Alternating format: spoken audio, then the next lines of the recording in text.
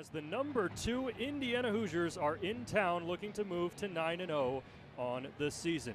An expected sellout crowd of 51,802 await this classic Big Ten battle in College Park, and we can't wait to see what happens as well. Ian Plaskoff with you, Nick Rodecap as well. Let's hop the press box here at CQ Stadium. And Nick, first thing, lots of red in the stands, but a lot of that is crimson. IU fans travel well, Ian. We've seen it throughout the season. A lot of IU transplants here in D.C., so it shouldn't come as a surprise that you'll probably hear a lot of cheering whenever something good happens for the Hoosiers today.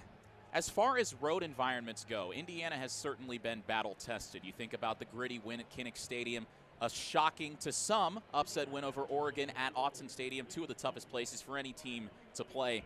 Comparatively speaking, Indiana should have an easier challenge in front of it today. When you think of raucous, loud road environments, Maryland's not that high on the list, especially when you consider the Terps have lost 3 Big Ten games in a row. The third road contest for Indiana.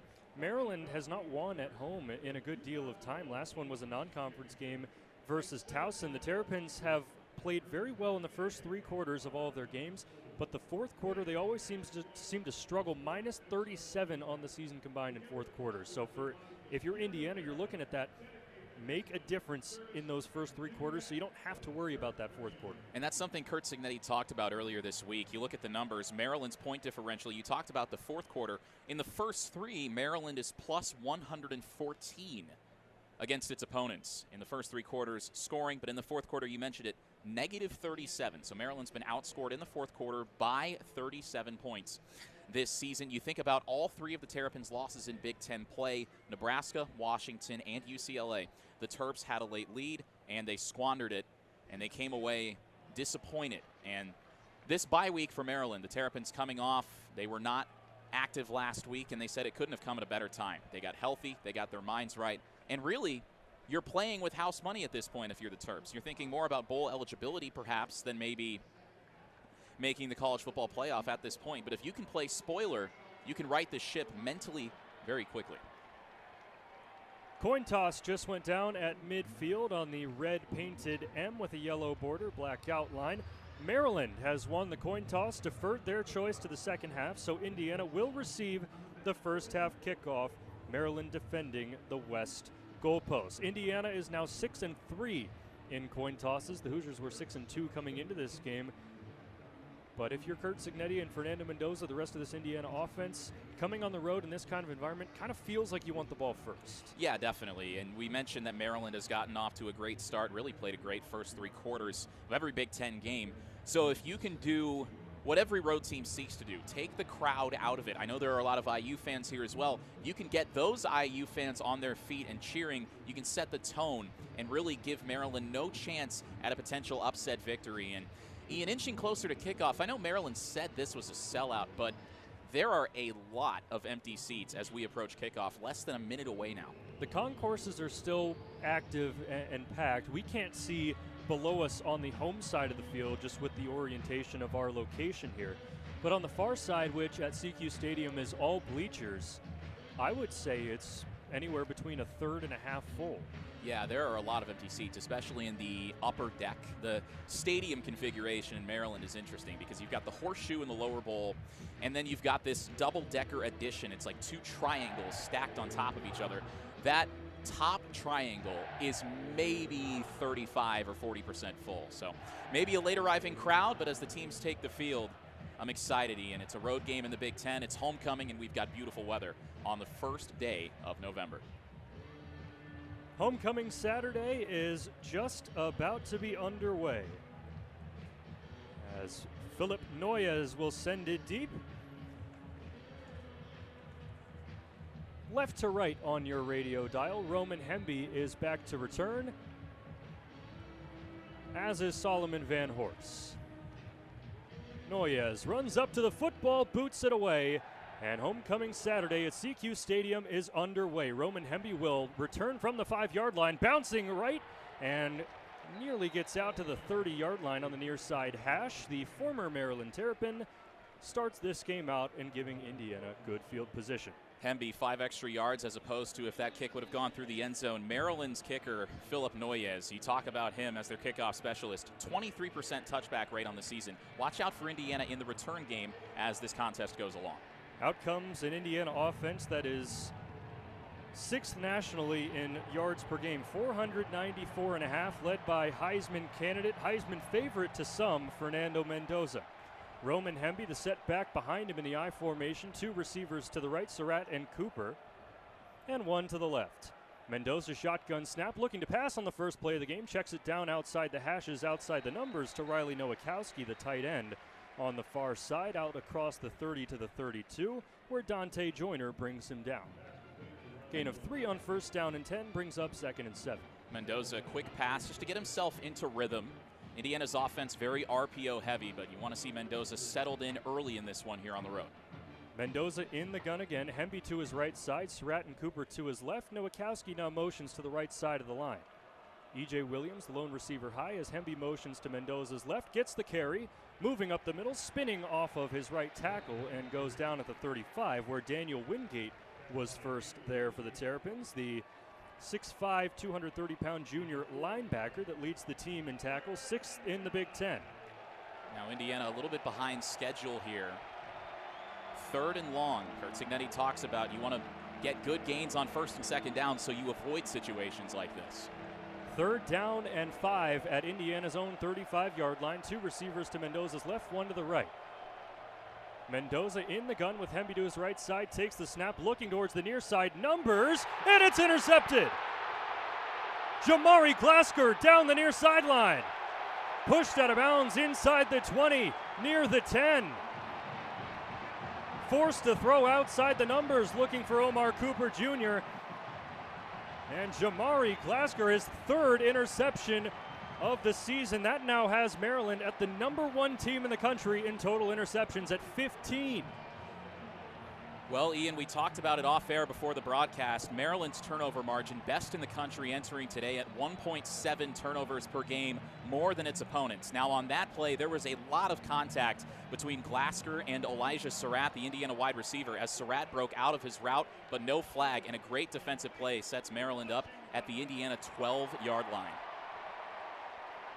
Out comes a Maryland offense led by true freshman quarterback Malik Washington, who has DeJuan Williams set behind him in the pistol. Washington under center, hands off to Williams, moving up the middle, and he's down after a short gain. It's important to note Aiden Fisher not on the field to begin this game. He was held out of the second half of the UCLA game last week for precautionary measures with his knee, but Isaiah Jones looks to be the green dot for Indiana's defense. Caden Turner on the field as well. And Indiana responding to adversity has been a theme in these road games. An early test for the Hoosiers. We'll see how they handle it. Washington now moves to the gun, 2 receivers to either side, with Nolan Ray motioning to his left in the backfield. 2nd down and 9 for Maryland inside the red zone at the Indiana 11-yard line. Washington takes the shotgun snap, looking over the middle, and has his man as Devin Boykin and Isaiah Jones make a quick stop. It was Octavian Smith Jr., 6 foot, 182-pound senior from Burtonsville, Maryland, his 28th reception on the season. Brings up 3rd down and 4 for Maryland at the Indiana 6-yard line, trying to capitalize off the interception on the opening drive of the game. Terrapins working quickly as Washington motions Smith inside towards the line. 1 receiver on either side as Smith now moves to the left. Washington shotgun snap, in trouble in the pocket, rolling out left, looking towards the end zone. He's in trouble, dumps it down, and it's dropped by the tight end Dorian Fleming right outside the tackle box. And a great job there by Indiana. Washington, a threat with his legs. Indiana did a great job staying disciplined, not giving him any outlet in the pass game or the opportunity to scramble and try to pick up the first down or even score. A good job by the Indiana defense, forcing Maryland off the interception to settle for a short field goal attempt. Sean O'Hare, the kicker for the Terps, redshirt freshman from Kildare, Ireland. 14 of 16 on field goals this season. This one will be from 24.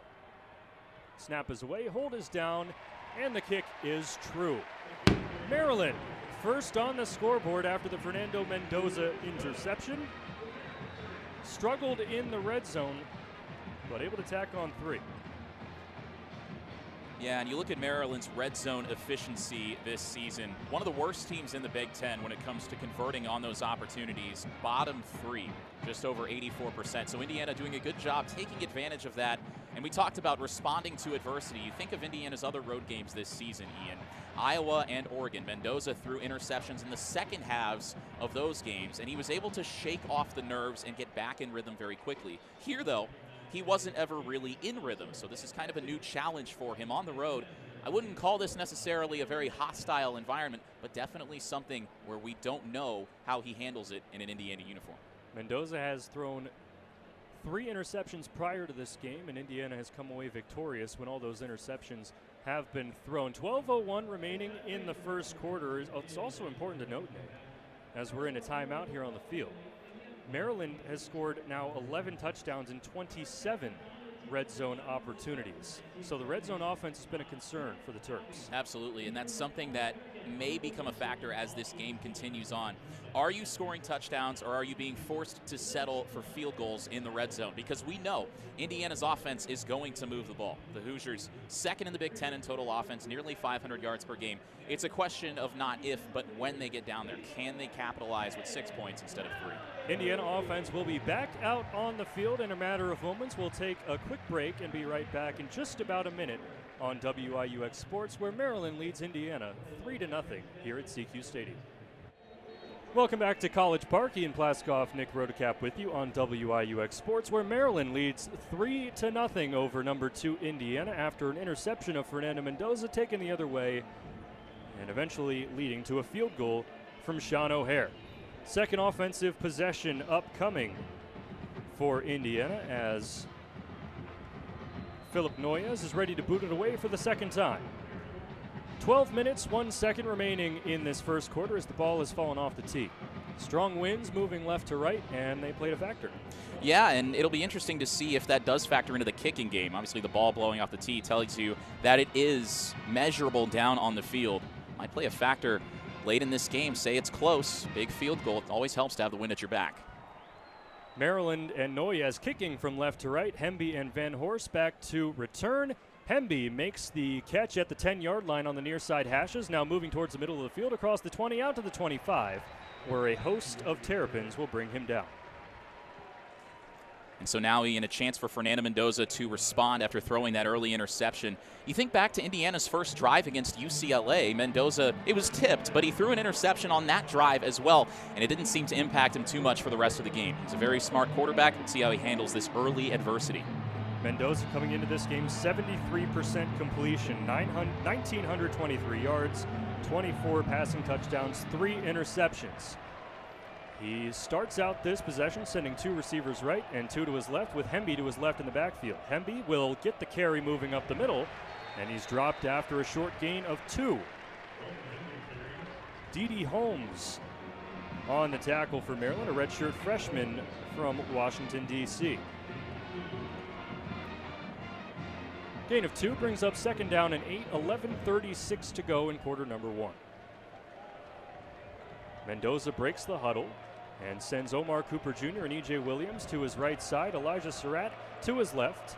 Mendoza shotgun snap, looking now in trouble in the pocket, and down he goes. Ian Thomas on the sack, the big defensive tackle from Chichester, Pennsylvania. Long developing routes, and Mendoza didn't have the time. And you see the pressure coming there from the left side of Indiana's offensive line. Starting left guard Drew Evans is out. Thomas gets through with Zen Michalski forced into that starting role, and Maryland sacks the quarterback, now 3rd and a mile for the Hoosiers here. Maryland 3rd in the Big Ten in sacks. That was number 23 on the season, brings up 3rd down and 16.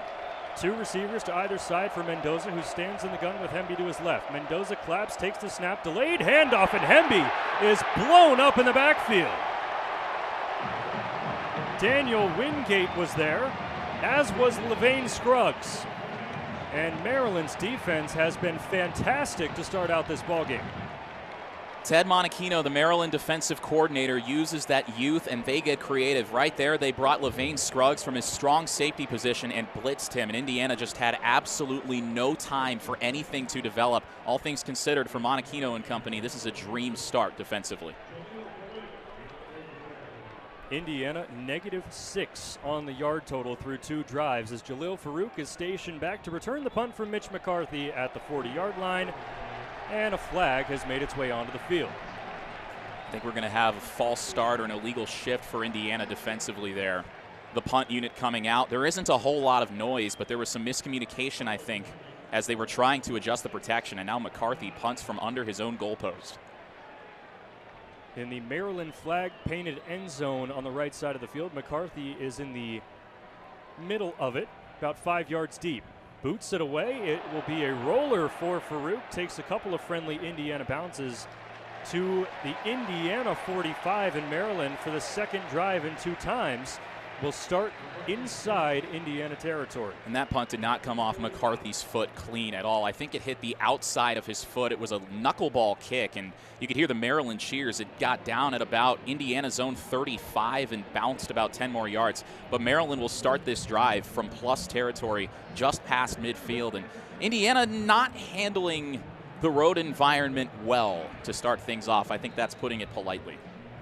9:49 to go in quarter number 1, where Maryland leads 3-0 and will have the ball at the Indiana 45. We'll be back shortly here on WIUX. Welcome back to College Park. Ian Plaskoff, Nick Rodecap with you. 9:49 remaining in quarter number 1, where Maryland leads 3-0 over number 2 Indiana. The Terps have the football at the Indiana 45, and the Malik Washington-led offense will look to score for the second time in 2 tries.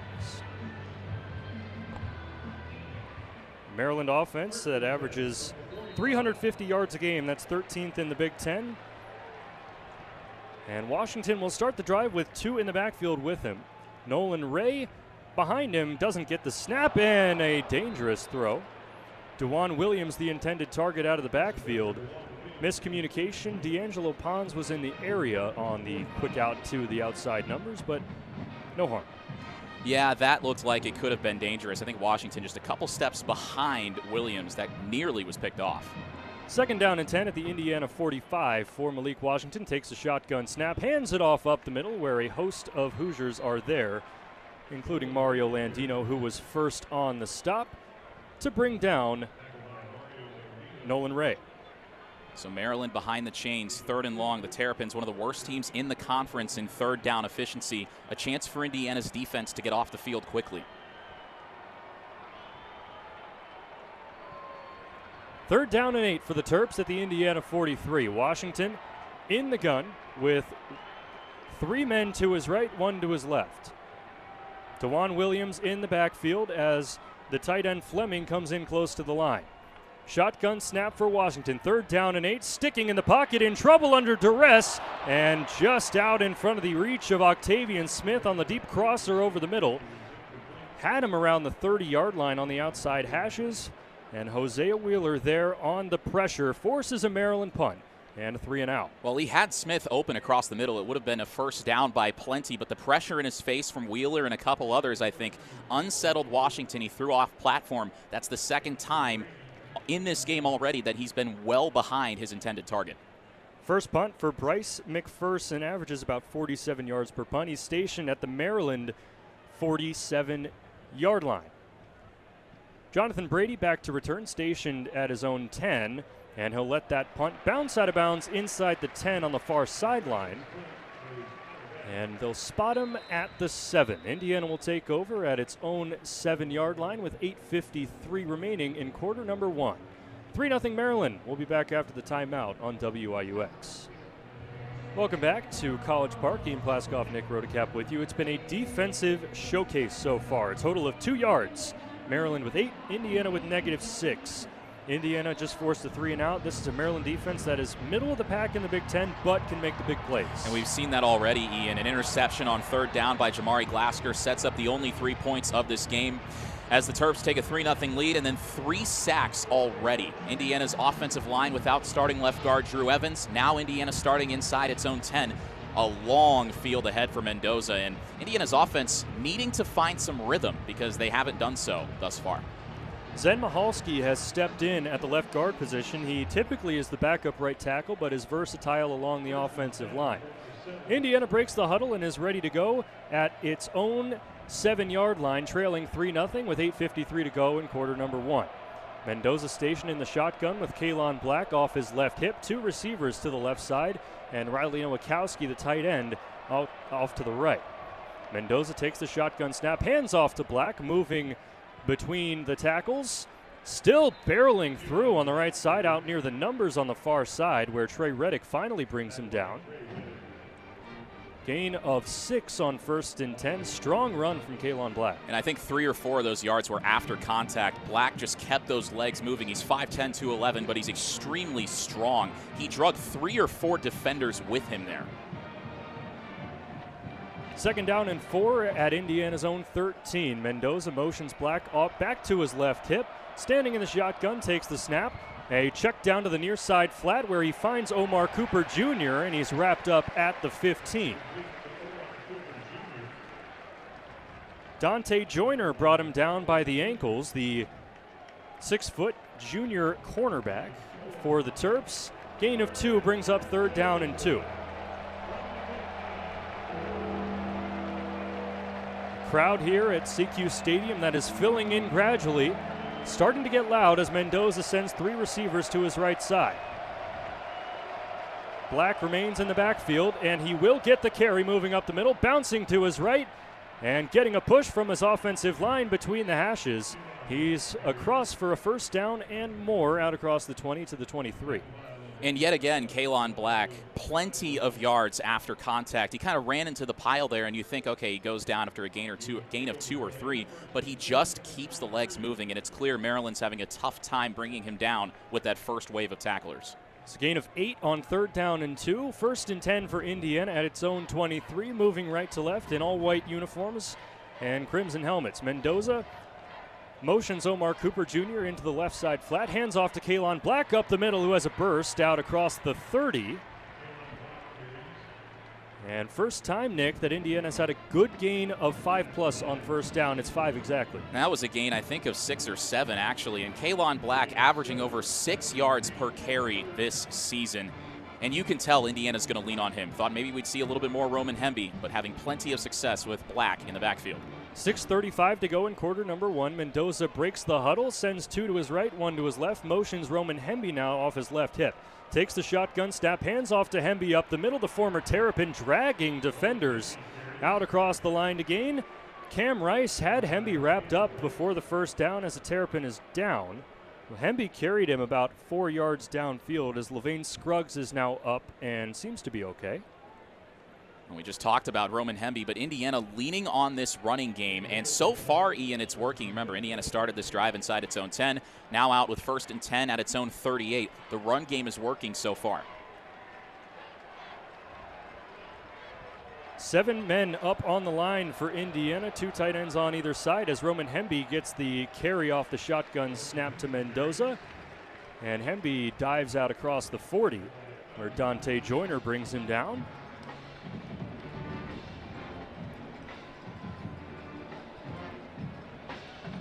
Second down and 8 upcoming for Indiana with 5.5 minutes to go in quarter number 1. E.J. Williams Jr., Charlie Becker, Omar Cooper Jr. off to the right side as Hemby now motions into the backfield off Mendoza's right hip. No receivers to the left side of Fernando. Shotgun snap to Mendoza, batted down at the line. It'll touch the ground and flutters down without any harm. But Ian Thomas was there again. And it looked like Mendoza was a little hesitant pulling that handoff back from Roman Hemby. He stuttered just for a second, and that allowed Thomas to get close enough where he could get his hand up and bat it down. Standing at 6'3", and he got a lot of extension there with that arm. 3rd down and 8 for Indiana. This is a team in the Hoosiers that lead the nation in 3rd down percentage at 58.2%. The offense has struggled today. Mendoza will look to change that, sending 2 receivers to his right, 1 to his left, and he has Roman Hemby off his left hip in the backfield. 3rd down and 8 as Mendoza takes the shotgun snap, looking over the middle, fires a dart, and he's got a man! Omar Cooper Jr. breaks a tackle out across the 40 into Terrapin's territory as Levain Scruggs brings him down by the ankles. Big gain on 3rd and 8, and Mendoza's first pass completed down the field. Now Indiana trying to go a little bit up-tempo here. Mendoza doing a great job staying poised. He had a little bit of pressure in his face, but it looked like he changed the protection at the line of scrimmage, bought enough time to get the first down. Indiana in Maryland territory for the first time today at the Terrapins 38, 1st down and 10. 2 receivers right, 1 to the left. And Kalon Black off Mendoza's right hip. Mendoza shotgun snap, and he'll take it himself on the read option. Breaking out across the 30, inside the red zone, across the 20 to the 19. Keeper from Fernando Mendoza as Lakai Roland brings him down, but not before a big gain. Indiana going in the hurry up. Mendoza now sets his offense up at the 20-yard line. 2 left, 1 to the right. Black in the backfield. Shotgun snap. Mendoza checks it down to the near side flat at the 20. Omar Cooper Jr. breaks a tackle. Moving now to the sideline. Discards a defender. Out across the 10. And Indiana's offense starting to pick up some steam. It's a first down for the Hoosiers. And that stiff arm there from Cooper. Charlie Becker did a great job sealing the edge. He's getting some snaps here at wide receiver. And right there, Cooper got that block and stiff-armed his man to the turf. Now Indiana set up 1st and goal, really picking up the pace on this drive. 1st and goal at the 9 for Indiana. The Hoosiers have scored on touchdowns on 33 of 44 red zone opportunities this year. Mendoza in the gun, 1 receiver on either side, Black in the backfield. Black will get the carry up the middle and go between his guards on the near side hash, out near the 8 where C.J. Smith and a host of other red Maryland jerseys bring him down. Gain of 3, 2nd down and goal now at the 7. And I'm looking for Elijah Surratt. Mentioned that Charlie Becker is getting a lot of playing time. I haven't seen Surratt on the field for a little bit. Not entirely sure why. E.J. Williams and Charlie Becker are the 2 receivers now on the right side of Mendoza. Holden Stays, Nowakowski, the 2 tight ends. Stays will now move to the right side of the line. Black in the backfield. Shotgun snap to Mendoza. The give to Kalon Black, looking to move to the right side of the line between the hashes. And guess who? Ian Thomas was right there on the stop. Brings up 3rd and goal now at the 7, gain of nothing. So 2 inside runs, 2 yards on goal to go, and that's not what you're looking for if you're Kurt Signetti. These Maryland fans will make some noise. Indiana here going into the student section, which as I see it is pretty much completely full. You got to keep in mind communication might be tough here for Mendoza in this offense. Staring right into the bend of the horseshoe here at CQ Stadium, moving right to left, and they're all white uniforms, crimson helmets. Mendoza breaks the huddle and sends 3 receivers to his right side, 1 to his left. Black in the backfield. 3rd and goal at the 7. With 2:16 to go in quarter number 1, Mendoza pulls it back on the quarterback draw. The seas parted, and Mendoza is into the end zone for an Indiana touchdown. Nobody in the vicinity of Fernando Mendoza. And the referees saying something. I think one of them was pointing to an injured player. I can't tell. I think it's Khalil Benson who's being helped off the field, and it is. So Indiana now down 2 starting offensive linemen, but right there, the entire Maryland secondary thought that was a pass play, and that was a quarterback draw all the way. The middle of the field completely vacated, and Mendoza could have walked into the end zone. But Benson hopping off the field, not putting much weight on that left leg at all. That's your starting right tackle. Keep in mind, the backup right tackle is now at left guard because Drew Evans is out with an undisclosed injury. Indiana will worry about the offensive line in the next few minutes, but as it stands right now, the Hoosiers lead 6-3. Extra point pending from Nico Radicic, who is 48 of 48 on the season. Snap is away, hold is down, and the kick is good. And Indiana comes right back and scores a touchdown to take the lead at 7-3. 2 minutes and 11 seconds to go in quarter number 1 on a drive that spanned 93 yards, 13 plays, 6:42 off the clock. I'm looking at the broadcast replay of Benson's injury. It didn't really look like there was much there, but he just kind of started hobbling near the end of that rep on the touchdown run from Mendoza. Surratt also being shown on the sideline, but it doesn't look like he's being tended to. injuries really might become a problem here for Indiana, Ian, because they've got depth, but that depth has not been tested as much as some other teams have. And it's something to keep an eye on, not just in this game, but for the rest of the season for Indiana, however long that goes. We'll keep you posted as that information comes available. As for now, we'll take a quick break and be back shortly on WIUX Sports. 13 plays and 93 yards later, Indiana now has a lead here in College Park, 7-3 over Maryland. And Nick, it felt like the Hoosiers just felt a little more comfortable on that trip down the field. And there's no doubt about it. I mean, Kalon Black, 5 carries for 23 yards. Mendoza, 3 for 17, including the touchdown, which came from 18 yards out. Indiana leading on the running game after Mendoza threw that early interception that led to Maryland's field goal. The injury is something to keep an eye on the next time Indiana's offense takes the field. But a great job there by the Indiana offense, which struggled on its first 2 possessions, of getting right back in rhythm, leaning on what it does best, going down the field, a lengthy drive, 93 yards, and coming away with 7 points. All of a sudden, Indiana outgaining Maryland 87-8 through 2 drives each. That's pretty good. Indiana will kick off for the first time. Quinn Warren will boot it away, the product of Brebeuf Jesuit Preparatory School in Indianapolis. And Warren boots it away, end over end, right to left. And a kneel in the end zone will put Maryland at the 25. Thinking about Malik Washington, we talked about him on Maryland's quick 3 and out a couple of possessions ago. One throw well behind a receiver, the other throw well in front. Both of the receivers were open, but Washington had pressure in his face and could not connect with them. I wonder if he's going to settle down a little bit. But Indiana's defense can show you a lot of funky pre-snap looks that a true freshman might have trouble handling. Bunch set to the left side for Washington, who stands in the pistol with DeJuan Williams behind him. 1st and 10 from the 25. Washington goes out to that bunch on the left side flat and finds Jalil Farouk, who has a lane to run on the far sideline, out across the 40. Stepped out of bounds at the 46, and a big gain on the screen. Great blocking on the edge on that screen pass for Maryland, and you could see, I think it was Devin Boykin trying to fight through the block, but the edge was sealed off, and that gave Farouk all kinds of room to run. Farouk, a transfer from Oklahoma, 25 starts with the Sooners over the past couple of years, an honorable mention All Big 12 player at Oklahoma in 2023. Brings up 1st down and 10 at Maryland's own 46, 2 in the backfield with Washington, who takes the shotgun snap, in trouble immediately, launches it towards the far sideline deep. He was looking for Shalik Knotts, but D'Angelo Pons, as it tends to be, was all over it. He had Mikhail Kamara screaming through, I think it was the B gap.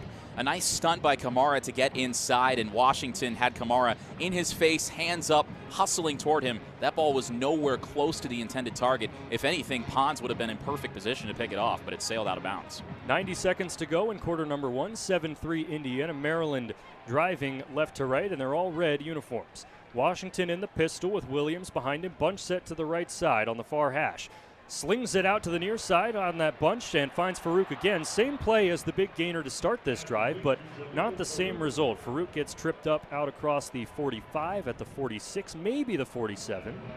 And it brings up 3rd and 9 with 1:14 to go in the quarter. Amari Farrell came up from his safety position there. Indiana showed a lot of pre-snap pressure. Farrell was one of them who came down, and he did a good job setting his feet and making the tackle before the receiver got downfield.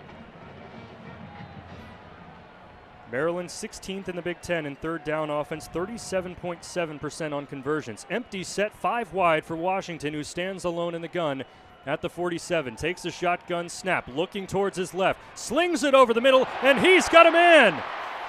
Out on the far hashes, it's Caleb Webb, the redshirt junior. Only 8 catches this year for Caleb Webb, but a 9th there and a big gainer all the way down to the Indiana 28. And that time, Indiana brought the pressure, and they couldn't get to him. And Webb kind of sitting in that soft spot in the zone. Washington stayed poised, set his feet, and that time he was able to connect with Webb. 25 yards on 3rd and 9 brings up 1st and 10 for Maryland at the Indiana 28. Washington goes under center with Williams stationed behind him in the backfield, 1 receiver out wide to each side.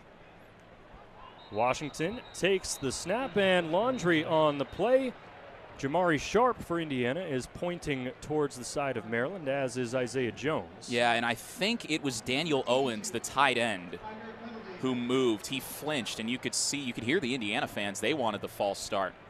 But Owens moved a little bit early on the right side of that line of scrimmage, so you back it up 5 as this first quarter is drawing to a close. 6 ticks left on the clock. One more play, and the clock is winding as the huddle is broken. And that will do it for quarter number 1. Slow start for Indiana, and the interception on the first drive of the game from Fernando Mendoza. Maryland answered with a field goal. Indiana comes right back with a 13-play, 93-yard drive that puts the Hoosiers up 7-3 after 1. We'll be back for second quarter action shortly here on WIUX Sports. Still in the timeout here at CQ Stadium in College Park, Maryland. Ian Plaskoff, Nick Rodecap with you here in the press box. And Nick, 7-3 Indiana after a quarter. Slow developing game as the Maryland state flag has made its way over the student section, which I love. But what did you love from either side in that first quarter? Well, for Indiana, it's establishing the run. The Hoosiers have really leaned on the ground game. 49 yards on 13 carries, including the touchdown rush for Fernando Mendoza. And then for Maryland, Malik Washington showing, at least on those last couple of plays, that he can handle pressure a little bit better. And Indiana's defense doing a good job of getting to him. It's just you got to bring him down, and he's very talented at extending plays. That is no easy task. As the second quarter begins, Maryland will start with a first down and 15 at the Indiana 33. Washington so far 4 of 8, 52 yards. Only 3 rushes on 2 yards for the team. But 2 big gainers, one to Jalil Farouk, one to Caleb Webb. It's really been the showcase of this Maryland offense. Malik Washington, the true freshman, will start under center to begin the second quarter. First and 15 at the Indiana 33. DeJuan Williams set behind him. Washington won't go there. He drops deep in the pocket, fires over the middle, and it's picked off. Caden Turner with the interception. Turner's made 1 start in his career, the redshirt junior from Fayetteville, Arkansas. Gets the start today and has an interception. We mentioned, Ian, that the injuries were starting to pile up for the Hoosiers. It's the next man up mentality. You hear it all the time. It sounds like a cliche, but Turner in with the absence of Aiden Fisher at linebacker, and he's in the right place at the right time right there. Malik Washington made an ill-advised throw. Fisher picks him off, Caden Turner picks him off in the absence of Aiden Fisher, and now Indiana has a chance to make this a 2-possession game. And a good thing for Indiana's offensive line, Khalil Benson is back out there at right tackle. 1 interception thrown by each quarterback. Indiana has a touchdown to show for it. Maryland just a field goal. Mendoza and the Indiana offense back out as Mendoza begins the drive with a handoff to Kalon Black. Moving between the near side hashes and the numbers as Indiana's moving left to right. Gain of about 5 on first and 10. It'll bring up a second down and 5. Indiana now at its own 27. Indiana continues to work quickly offensively. 2 receivers left, 1 to the right. Nowakowski, the tight end, on the left side of the line. Kalon Black off of Fernando Mendoza's left hip. Hard count from Mendoza as Black will now motion to the right hip of Mendoza. Second and 5 at Indiana's own 27. Shotgun snap, the handoff to Black, bursting up the middle. Late push, but he'll still be a yard or 2 shy of the line to gain as Trey Reddick brought down Black. And now Caden Turner came up hobbled on that interception, and still no Elijah Surratt on the field for Indiana either. And Ian, it seems like they're dropping like flies right now. Charlie Becker continues to get playing time on the outside. He's stationed on the far side.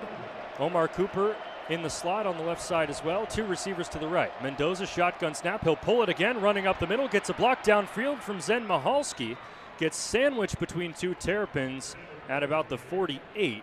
Gavin Edwards was the first one there, but it'll move the chains, and Fernando Mendoza is unharmed. Maryland's going to have to start keeping a quarterback spy. I think that's what we've learned in the first quarter plus of this game, because Mendoza's now ripped off a couple of timely, big runs, and he's got so much space in front of him because Maryland has nobody home to account for the quarterback. 13:08 to go in the first half. 1st and 10 for Indiana at its own 37. Roman Hemby, the former Terrapin, off of Mendoza's right hip. Nowakowski on the right side of the line as Omar Cooper Jr. now motions left. Shotgun snap to Mendoza. Looking over the middle. Charlie Becker's wide open, and there goes Becker. 30, 20, cuts back at the 15 and goes down at the 10. Stepping in for Elijah Surratt, and Becker makes a huge play on the far sideline. Keyshawn Flowers finally dragged him down. 52 yards from Mendoza to Becker. And Indiana continues to work quickly. Mendoza already set up with 2 to his right, 1 to his left, takes a shotgun snap, hands off to Hemby, moving right, pushes through a host of red Maryland jerseys. On the far side, hashes inside the 10. Gain of 4, 2nd and 6 upcoming for Indiana at the Maryland 7. We've seen some flashes from Charlie Becker playing with the second-team offense this year. Right there, he found a soft spot in the zone just past Daniel Wingate, the weak side linebacker. He sat there, and then that getaway speed, that extra gear, that's something that a lot of Indiana fans hadn't seen from him. Becker stationed outside the numbers on the far side. E.J. Williams inside the numbers on the near side. Mendoza shotgun snap, handoff to Hemby, sweeping left outside the left tackle. Near the goal line, he'll be rolled down at the 1 or the 2. Pat Coogan missed a key block there as Cam Rice brought Hemby down just in time. And now a Maryland player is down. It looks like it's Sidney Stewart, the star freshman edge rusher, who took a knee right after everybody got up following that play. Sidney Stewart leads this team in tackles for loss and sacks. That would be a huge loss for Mike Loxley and his team. Sidney Stewart, a true freshman from the state of Maryland, 6'2", 255, 6th in the Big Ten in tackles for loss, 5th in sacks. 5.5 sacks for the true freshman, who started in high school as a tight end. He's now up and jogging to the near sideline to meet the rest of his Maryland teammates. I didn't see a lot on that play watching the broadcast, but the good thing is Stewart is jogging off. He will have to sit out for a play, though. And, you know, when you're facing a backup, if you're the offense, you want to go right at that backup because you know he's probably a little bit weaker in terms of ability. We'll see what Indiana does here on 3rd and goal from the 3. It's 3rd and 1 at the 2, so Indiana can get a first down without scoring a touchdown. The timeouts on the scoreboard, I think, is what fooled me right there. They're in kind of a weird spot. Long huddle is now broken. Mendoza sends Omar Cooper Jr. to his left. Everybody else near the line. Nowakowski on the left side. Hemby the setback off Mendoza's left hip. Snap is there. Hemby gets the carry. He's stopped in the backfield. Late push. And the referees will run in at about the 1. And they're calling it a 4th down. And out comes the field goal unit. I thought maybe Hemby would have gotten there on the 2nd attempt, but the near side referee said he was short.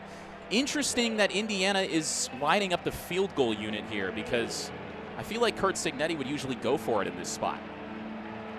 Indiana leading 7-3, 10:45 to go in the second quarter. This will be a 20-yard field goal for Niko Radicic.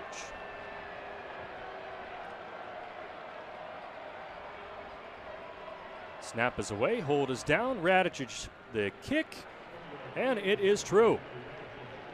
A 20-yard field goal for Niko Radicic bumps Indiana's lead up to 7, just a little bit more cushion.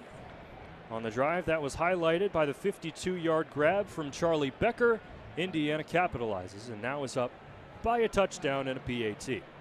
I'm kind of surprised that Indiana didn't go for it right there because, yes, you go up by 7 by kicking the field goal, but you're thinking, okay, if you don't get it and you don't score a touchdown, then you've got Maryland pinned inside its own 3-yard line with a freshman quarterback who has not really had a lot of success at moving the ball and leading this offense down the field. I'm kind of surprised. Now, in most situations, coaches will just take the points, but thought maybe Cignetti would keep the offense out there. Kind of surprised.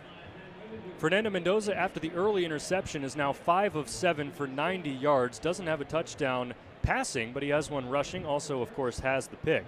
Indiana is outgaining Maryland 163-55, 73-3 in the run game. Malik Washington's offense under head coach Mike Loxley, offensive coordinator in Pep Hamilton. They'll look to get things going. We're in a timeout here at CQ Stadium. 10-3, Indiana. We'll be back shortly. Back in College Park, Ian Plaskoff, Nick Rodecap with you. Indiana just tacked on a 20-yard field goal to go up 10-3 over Maryland on this homecoming Saturday for the Terps at CQ Stadium. Number 2 Indiana, 8-0, 5-0 in Big Ten play. Maryland 4-3, 1-3 in Big Ten play. And if Maryland wants to continue to stay in this one, it's going to have to pick it up offensively. Yeah, the Terrapins, their drives have not been very successful. 42 yards on that last drive, which ended in the pick. The previous 2 drives, 8 yards combined on 7 plays. The time of possession being dominated by Indiana right now. Feels like this is a key moment in this game because if the Terps cannot score, Indiana has showed a good propensity for moving the ball on these last couple possessions. You could see this game start to slip away from Maryland. Indiana in the all-white uniforms, red numbering, red helmets. Maryland in the all-red jerseys with white and gold accents. Quinn Warren boots it away left to right for Indiana, and it'll be a touchback riding the wind that is howling from left to right. The Terps will have the football at the 25, moving right to left against the wind. Talked about that time of possession. Indiana's last field goal drive, 4.5 minutes. Indiana 14:43 to Maryland's 4:47.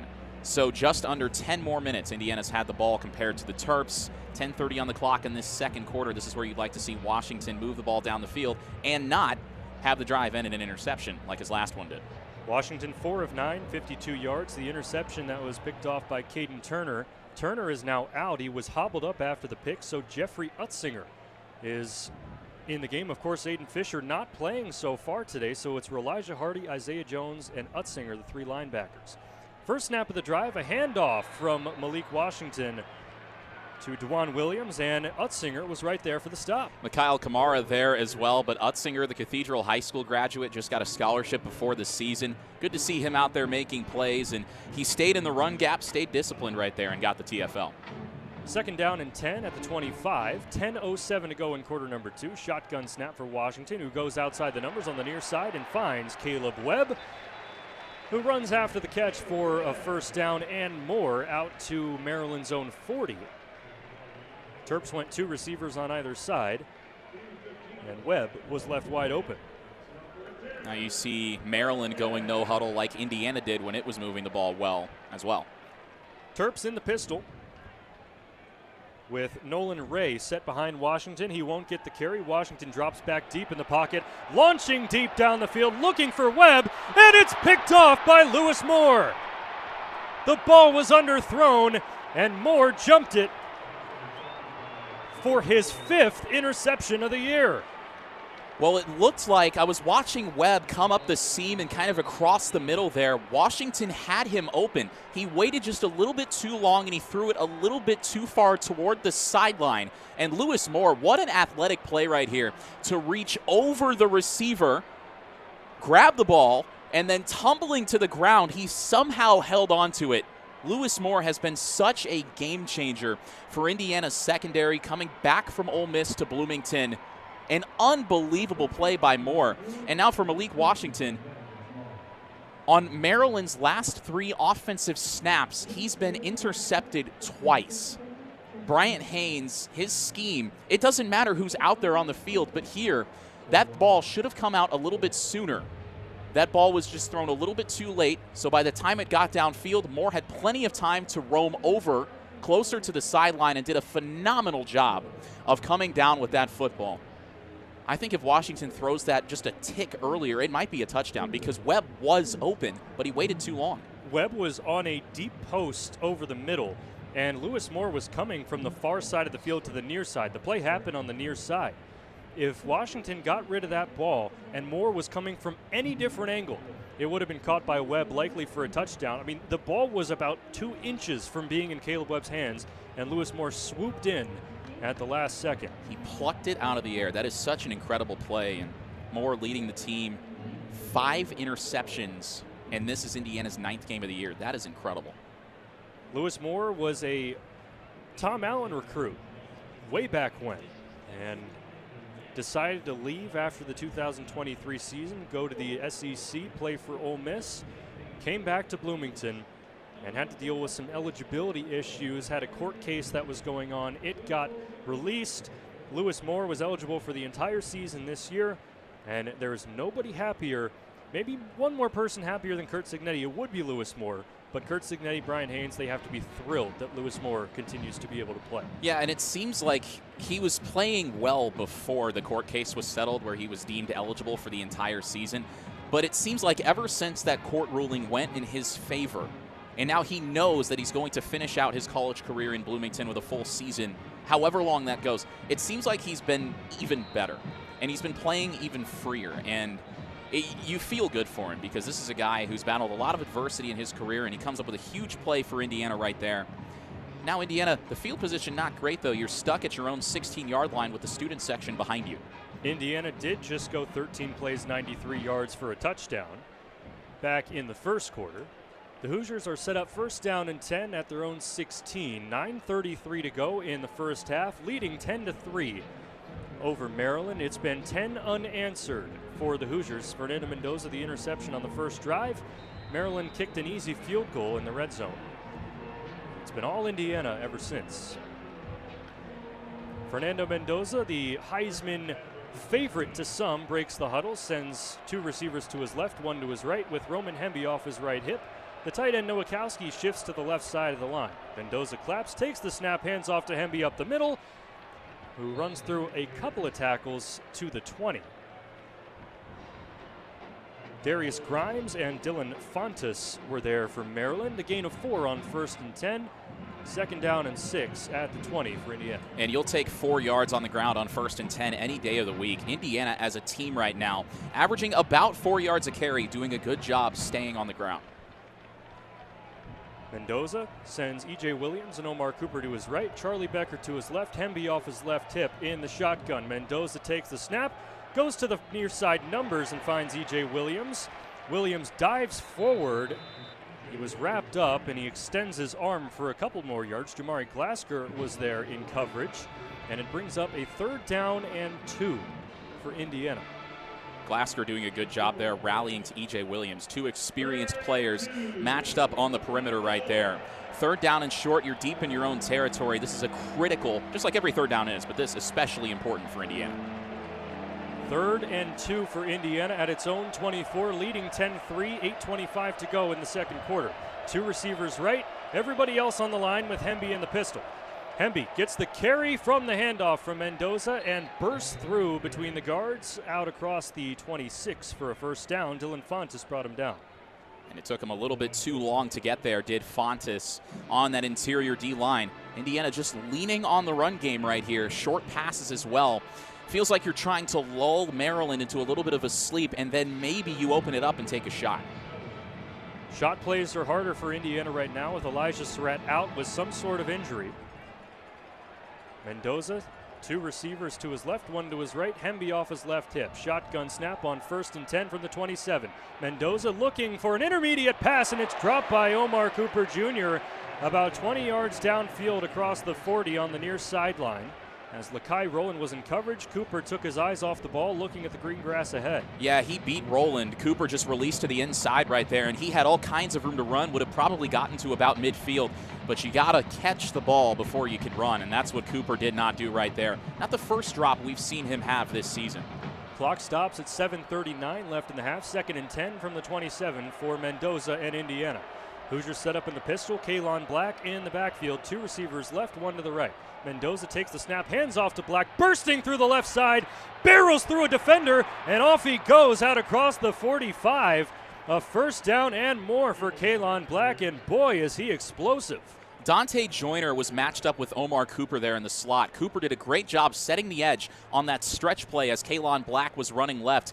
Joyner wanted a hold because it looked like Cooper had him by the shoulder pads, but the referees did not call it. Cooper doing a good job in the blocking game right after he dropped that pass, and it's a big chunk play for Indiana. 20 yards for Kalon Black sets up Indiana with a 1st and 10 at its own 47-yard line. 2 receivers to the right, 1 to the left. Kalon Black remains in the game off Mendoza's left hip. Mendoza claps, takes the shotgun snap, looking right. The pass is tipped at the line and caught by Nowakowski, who rumbles for a first down and more. Lucky break for Indiana as Nowakowski's out across the 35, moved the chains as Messiah Delhomme brought him down.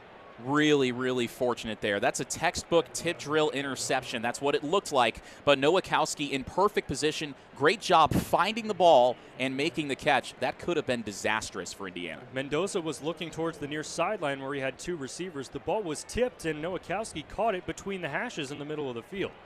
Indiana working quickly now. 1st and 10 at the Maryland 34. Two receivers left, one to the right. Hemby off Mendoza's left hip.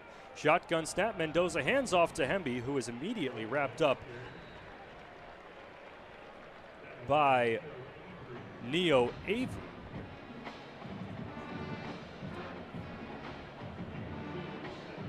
Linebacker from Glen Burnie, Maryland. Yeah, good job there by Avery coming off the edge. Hemby couldn't quite get past his blockers fast enough there, and lucky that that ended up in any sort of positive yardage. 2nd down and 8 at the Maryland 32 for Indiana. 5:38 to go in the half. Hoosiers leading 10-3. Mendoza, two receivers right, one to the left, takes the shotgun snap, hands off to Hemby, who has room to run up the middle, and he's got a first down. Out across the 25 to the 23 as Jaden Ships tripped him up. A good job by Ships there of getting Hemby around the ankles. Otherwise, Hemby might have taken that one all the way to the house. A fantastic job and a good burst of speed to get to that second level. The run game has been the story for Indiana thus far. 112 yards on the ground to Maryland's 3. Indiana 1st and 10 at the Maryland 22, just on the brink of the red zone. Two receivers right, one left. Hemby off Mendoza's right hip. Mendoza, shotgun snap, looking to pass. He's got Omar Cooper wide open on the near side pylon in the end zone for an Indiana touchdown. Omar Cooper Jr. lost Jamari Glasker in coverage and was left with nobody in the area. It's going to be the easiest touchdown catch Omar Cooper makes for the rest of the season. He had about 5 yards of separation. Glasker just lost him. Just a busted coverage, and Cooper was jogging into the end zone. I feel like he's going to forget about that drop pretty quickly. 9 plays, 84 yards for Indiana, capped off by the 22-yard touchdown pass from Fernando Mendoza to Omar Cooper Jr. Nico Radicic out for the extra point, boots it up and through. He's now 50 of 50 on the season. And all of a sudden, after Mendoza's second pass attempt of the day was intercepted, he's now 8 of 11 for 135 yards, a passing touchdown, a rushing touchdown, and of course you have to include the interception as well. Well, Ian, you talk about Fernando Mendoza responding to adversity, and we discussed that a little bit earlier on, right after he threw that pick. How is he going to handle early adversity? Well, safe to say he's handling it pretty well so far. 17 unanswered points for Indiana, and during that drive, there was a moment where Indiana had 113 rush yards to 112 pass yards or something like that. Well, it's now 135, 112 passing yards to rushing yards. About as balanced of an offensive attack as you can have. The Hoosiers on pace for about 500 yards in this game, while holding Maryland to just 70 total yards and only 3 rushing yards on the game. Not the start that Mike Loxley's team was looking for in this first half. It seems like they've got a mountain to climb now. Evidently, Indiana has found its way to comfort here at CQ Stadium in this first half. 17-3, the Hoosiers. Fantastic after the first interception from Mendoza. From that point on, it's been all Hoosiers. We'll be back after a short break here on WIUX. Indiana is firing on all cylinders. 17 unanswered, 4:53 to go in the half as Indiana leads 17-3. Over Maryland, outgaining the Terps 247-70. Ian Plaskoff, Nick Rodecap with you, high above the field at CQ Stadium in College Park. Crowd that was expected to be a sellout is not as such, but still a good atmosphere. Maybe a really late arriving crowd, I don't know. Or a lot of people wearing bleacher gray. Yeah. I think we were lied to. Just as it has happened in Bloomington, there's a group of shirtless individuals growing in the third deck in the end zone here at CQ Stadium. We'll keep an eye on them, see how large that grows. as Quinn Warren's ready to boot it away, left to right. End over end kick and into the end zone, out of the end zone for a touchback. Strong leg from the former soccer player. I've heard that's how they do it at Brebeuf. They teach you to kick it through the end zone, not into the end zone. I can't say I've done that before. A lot of athletes come out of Brebeuf. Warren, one among many. I hear there's a pretty good ultimate frisbee player that's potentially calling this football game. And once caught Andrew Dukanich or so, I'm told. Unofficially, yes. 4:53 to go in the first half. Indiana leading 17-3 over Maryland as Malik Washington leads his offense back out to the 25-yard line to start this drive, and he motions his ex-receiver Octavian Smith Jr. to his right side. Washington takes a shotgun snap, looking his way, and the pass is right over the outstretched arms of Mikhail Kamara in coverage as D'Angelo Pons wrestles Smith to the ground after a gain of 11 for a Maryland first down. They brought Elijah Hardy there on the blitz. I think Indiana sent 6 guys, and they dropped Kamara into coverage. Washington stood tall with pressure in his face and delivered to Octavian Smith. Kamara, the edge rusher on the far side, dropped into coverage near the Indiana sideline. And it sets up a 1st and 10 for Maryland at its own 37. Washington motions his back off to his left hip. That's Ray. 2 receivers left, 1 to the right, and Washington will check the play at the line. DeJuan Williams is the back. Check that, as Williams will now get the carry, and he's wrapped up immediately by Hosea Wheeler in the backfield. Wheeler did a great job winning up front, that interior defensive lineman, one of the unsung heroes for Indiana.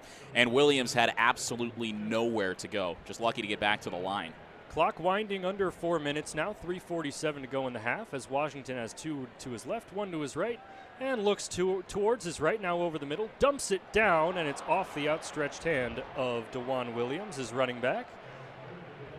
Williams, 20 receptions on the season for 194 yards. You could hear the Maryland fans' frustration because Williams was all alone coming across the field on an underneath route. There was nobody within 3 or 4 yards of him right there. More importantly, that stops the clock, and if Maryland isn't able to convert on this 3rd down, that gives Indiana a good deal of time with the football at the end of the half. 3 minutes and 40 seconds is where the clock stands as Washington breaks the huddle and goes 5 wide. He's got 3 to his right, 3 to his left, 2 to his right. Motions Williams towards that side. He'll pull it back on the quarterback draw. Breaks away from Devin Boykin and Elijah Hardy, Isaiah Jones, Mario Landino, and about half the Indiana defense are there to meet him for a loss of 1.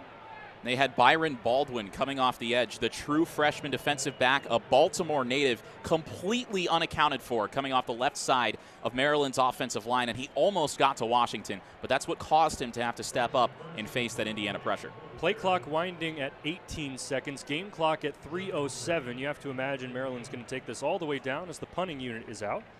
Bryce McPherson, his second punt, they snap it away to him as Jonathan Brady awaits at the Indiana 20, calls for a fair catch running up to the 28-yard line, and that's where the Hoosiers will take over with 2:55 to go in the half. Indiana continues to dominate time of possession, Ian. 19:23 to 7:42. That Maryland drive took maybe 2 minutes off the clock.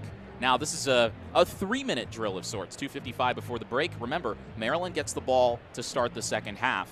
But Indiana, Fernando Mendoza leading this offense much more poised now than he was on Indiana's first couple possessions. Indiana started its first 2 drives with an interception and a punt. Since then, it's been touchdown, field goal, touchdown. All over 75 yards and all at least 8 plays. Fernando Mendoza stares down the end zone, moving left to right. 2:55 on the clock, 17-3 Indiana in this first half. Mendoza takes a shotgun snap. First play of the drive, E.J. Williams on the near sideline outside the numbers, makes the catch with Jamari Glasker draped all over him. Williams sealed off Glasker there, blocked him out kind of like a basketball player, got in position to make that catch. There's a gain of 11 on 1st and 10, sets up Indiana at its own 40. 2:30 remaining on the clock, 1st and 10 for the Hoosiers. 2 receivers right, 1 right, 2 to the left. Mendoza hands it off to Kaylon Black, who's out across the 40 to the 43. And E.J. Williams Jr. is now hobbling on the field. He's still down on a knee. He's now up and favoring something on his lower leg. Looks like his left leg. He's kind of gimpy, trying to walk it off and now jog toward the sideline. But Indiana's depth is getting tested here, to say the least. LeBron Bond, a freshman, coming onto the field. We've already seen a healthy helping of Jonathan Brady and Charlie Becker in this game out wide for Indiana. Still no Elijah Surratt on the field, though he does have his helmet on the sideline, it looks like. You look at Indiana's usual receivers, senior in Surratt, redshirt junior in Cooper Jr., redshirt senior, 6th year in E.J. Williams. Now it's a freshman in Bond. Cooper is still there, and then a sophomore in Charlie Becker. Clock is winding, and Indiana will let it go to the 2-minute timeout and will run to the far sideline. Injuries are becoming a concern for Indiana, and if you're Curt Cignetti and company, just think about getting this lead up high enough where you can take out as many starters as possible. Yeah, and I don't know that right now is the time to do that. I think you would have to at least get this to a 40-point game. Right now it's 14. So you're talking about 3 or 4 more touchdowns before you start thinking about that.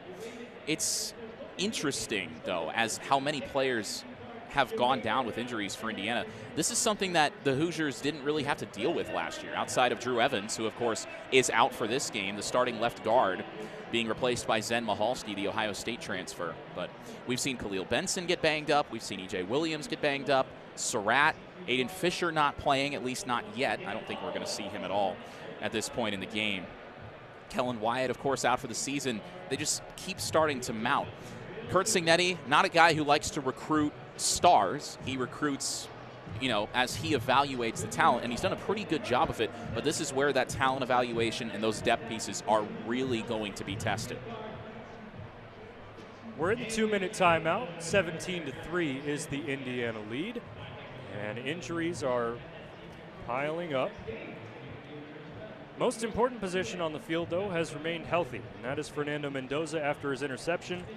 He's now 9 of 12, 146 yards, a passing touchdown, a rushing touchdown, and 24 yards on the ground as well.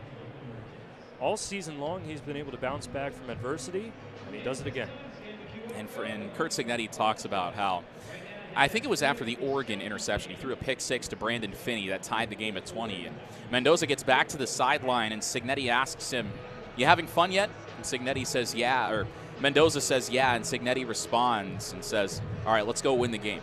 And what did he do? He led the go-ahead touchdown drive. So, these defensive backs, Maryland's defensive backs, are really good. And Maryland's defensive coordinator in Ted Monachino, really, really good. NFL experience, a Super Bowl champion with the Ravens once upon a time.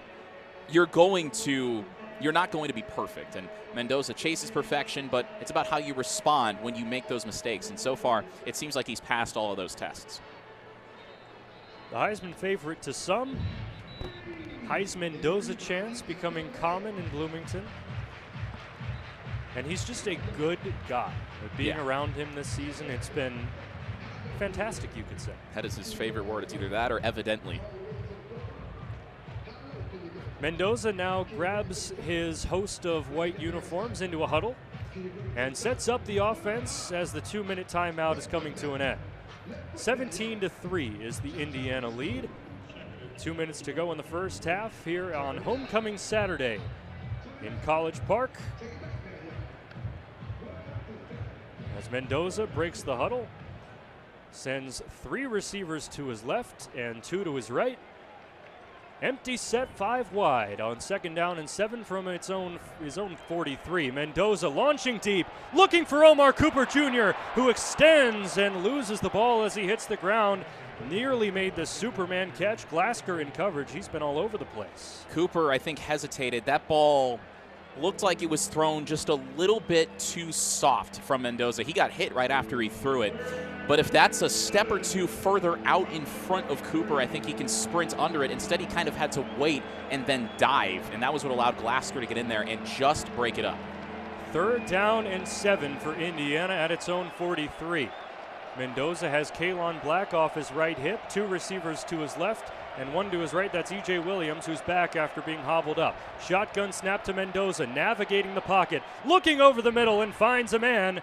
Holden Stays lost the football as he went to the ground, but he was down by contact anyways. The ball was recovered by Omar Cooper Jr. That doesn't matter. 1st down, Indiana. And Indiana now set up at the Maryland 44 and going quickly.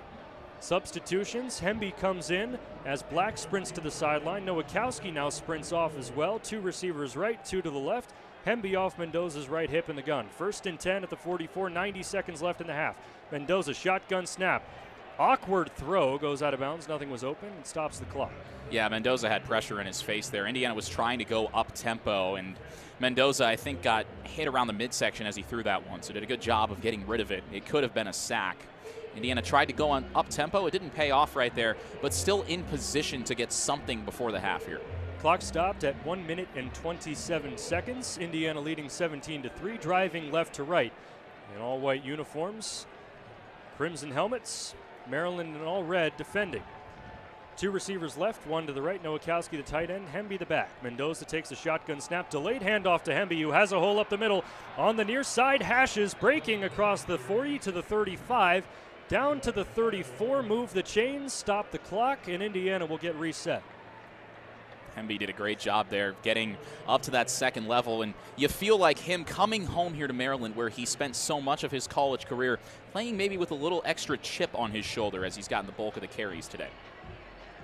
Clock winding now at 1:08, 3 receivers left, 1 to the right for Mendoza. Hemby still off his right hip. Mendoza surveys the defense and is ready for the shotgun snap. Takes it from Pat Coogan, looking towards the right side for Omar Cooper Jr. Check that, E.J. Williams, who did not make the catch.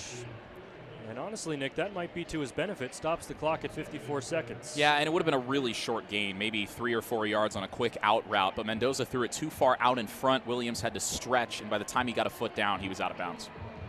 Brings up 2nd down and 10 at the Maryland 33 for Indiana. Becker and Cooper Jr., the receivers to the left. Nowakowski and Williams Jr. to the right. Hemby off Mendoza's left hip.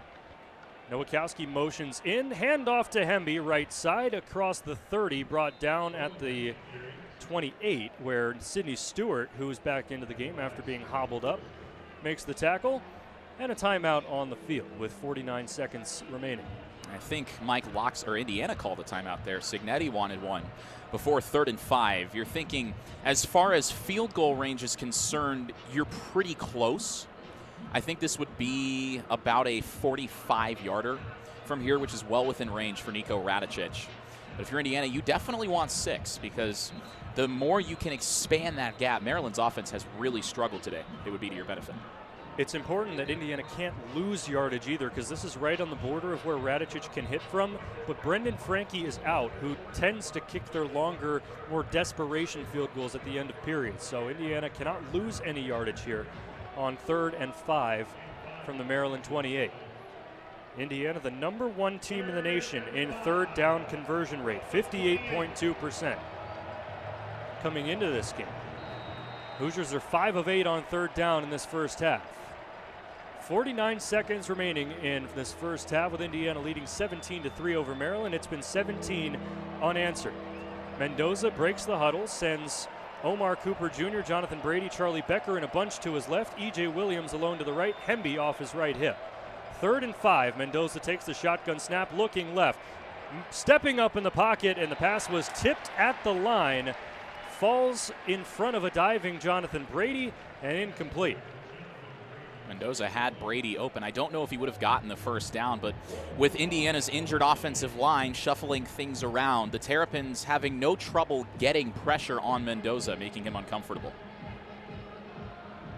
Nico Radicic is out for a field goal attempt, and this one is looking to be about 46, but it'll be in about 30 seconds as Indiana calls timeout. Indiana taking a second timeout. I don't think they're going to bring the offense back out. It seems like that would be ill-advised, but figure you can't take it with you. You want to make sure whatever it is shored up. And Signetti also talking to the special teamers in the huddle there. But Indiana, I'm sure, disappointed not to have a shot at the end zone here. Signetti was actually chewing out, for lack of a better term, the ball boy, who I guess sent out not a non-K ball. He didn't send the kicking ball, yeah. So Indiana was forced to use a timeout. Signetti was displeased, and Nico Radicic is stationed for a 46-yard field goal on the near side hash. Indiana moving left to right. Radicic ready, McCarthy the holder. Langston the long snapper, 45 seconds left in the half. Langston snap down, hold good. Radicic end over end kick, has some carry, and it's good. Radicic hits from 46, and Indiana extends the lead 20-3 with 40 seconds remaining in this first half. It's a good block coming off the left side from Riley Nowakowski. There was a rusher that almost got there, but Nowakowski did a good job of making sure Radicic had time to get that kick away.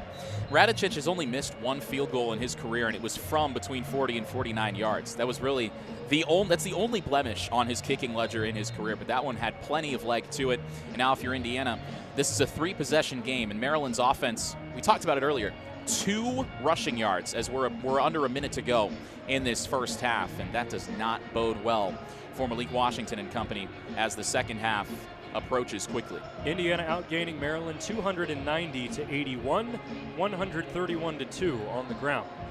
Quinn Warren is back out for another kickoff opportunity. He's been busy in this first half. He'll be riding the wind that is moving left to right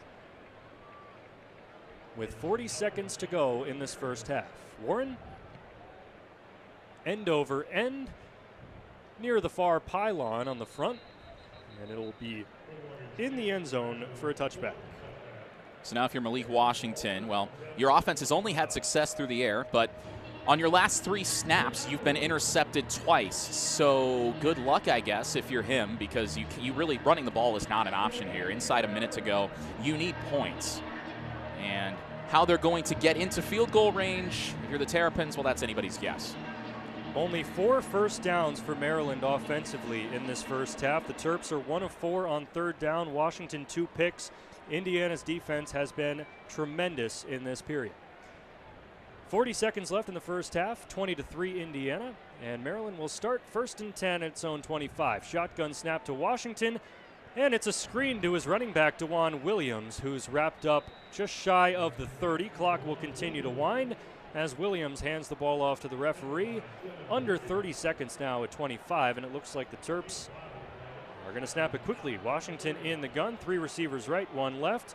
Washington deep drop in the pocket, looking over the middle. It's off the hand of his tight end, Dorian Fleming, as Elijah Hardy was there to break it up. 3rd down and 5. Well, you wasted about 15 seconds there if you're Maryland. You still have all 3 timeouts. I don't know why in the world they didn't call one there. Very surprising. And the Terps, 1 of 4 on 3rd down. They have a 3rd and 5 awaiting with 15 seconds left in the first half, trailing 20-3. Ball stationed at the Maryland 30. Washington with 3 receivers to his right side, a running back off his left hip, and a receiver on the left as well. Takes the shotgun snap, looking towards the flat, and it's dropped by DeJuan Williams with 10 seconds left on the clock, 4th down and 5. All these underneath throws, it just seems like Maryland had a chance to maybe get 3 points back, and you start to hear the boo birds a little bit. That was about as poor of a 2-minute drill as you could possibly find from Maryland offensively. A 40-second drill, if you will, and about 15 of those seconds of the 30 that they used were after the play. And Cignetti trying to call timeout. He gets it on the far sideline. And now letting the referee hear it, as per usual. Yeah, it wouldn't be an Indiana football game without Curt Cignetti chewing out an official, but he chewed out the ball boy. Yeah, nobody is immune. No. But yeah, it's that was a very poorly executed sub 2-minute drill by Maryland's offense, but also on the other side, Indiana's defense doing a good job of just not giving them anything at all. If you're Indiana here in this situation, 4th and 5, 10 seconds left in the half, do you just send the house at the punter here and see what happens? Yeah, you don't want to take a penalty because you never want to take a penalty, but if there's a time to do it, 10 seconds left in the half could be the move. I wonder if that's why Cignetti called that timeout, thinking, okay, we're not going to return this, we're going to send the house. Jonathan Brady stationed at Indiana's own 25 as Bryce McPherson is ready. Indiana motions everybody near the ball on the inside part of the line. Lots of movement up front for Indiana, and McPherson gets the punt away. High spiraling punt. Brady will let it touch down, and it rolls to about the 25, 27 on the near side, right at the numbers. and that will expire all the time in the first half. Through 30 minutes of football, Indiana leads 20-3 over Maryland, looking to play spoiler to the homecoming game here in College Park. After the Fernando Mendoza interception and the Maryland field goal off the foot of Sean O'Hare to begin this game, it's been all Hoosiers ever since. Yeah, and for Indiana, you shake off the early jitters and you just go back to business as usual.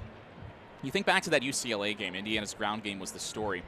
5.6 yards per carry, 47 carries, 262 yards.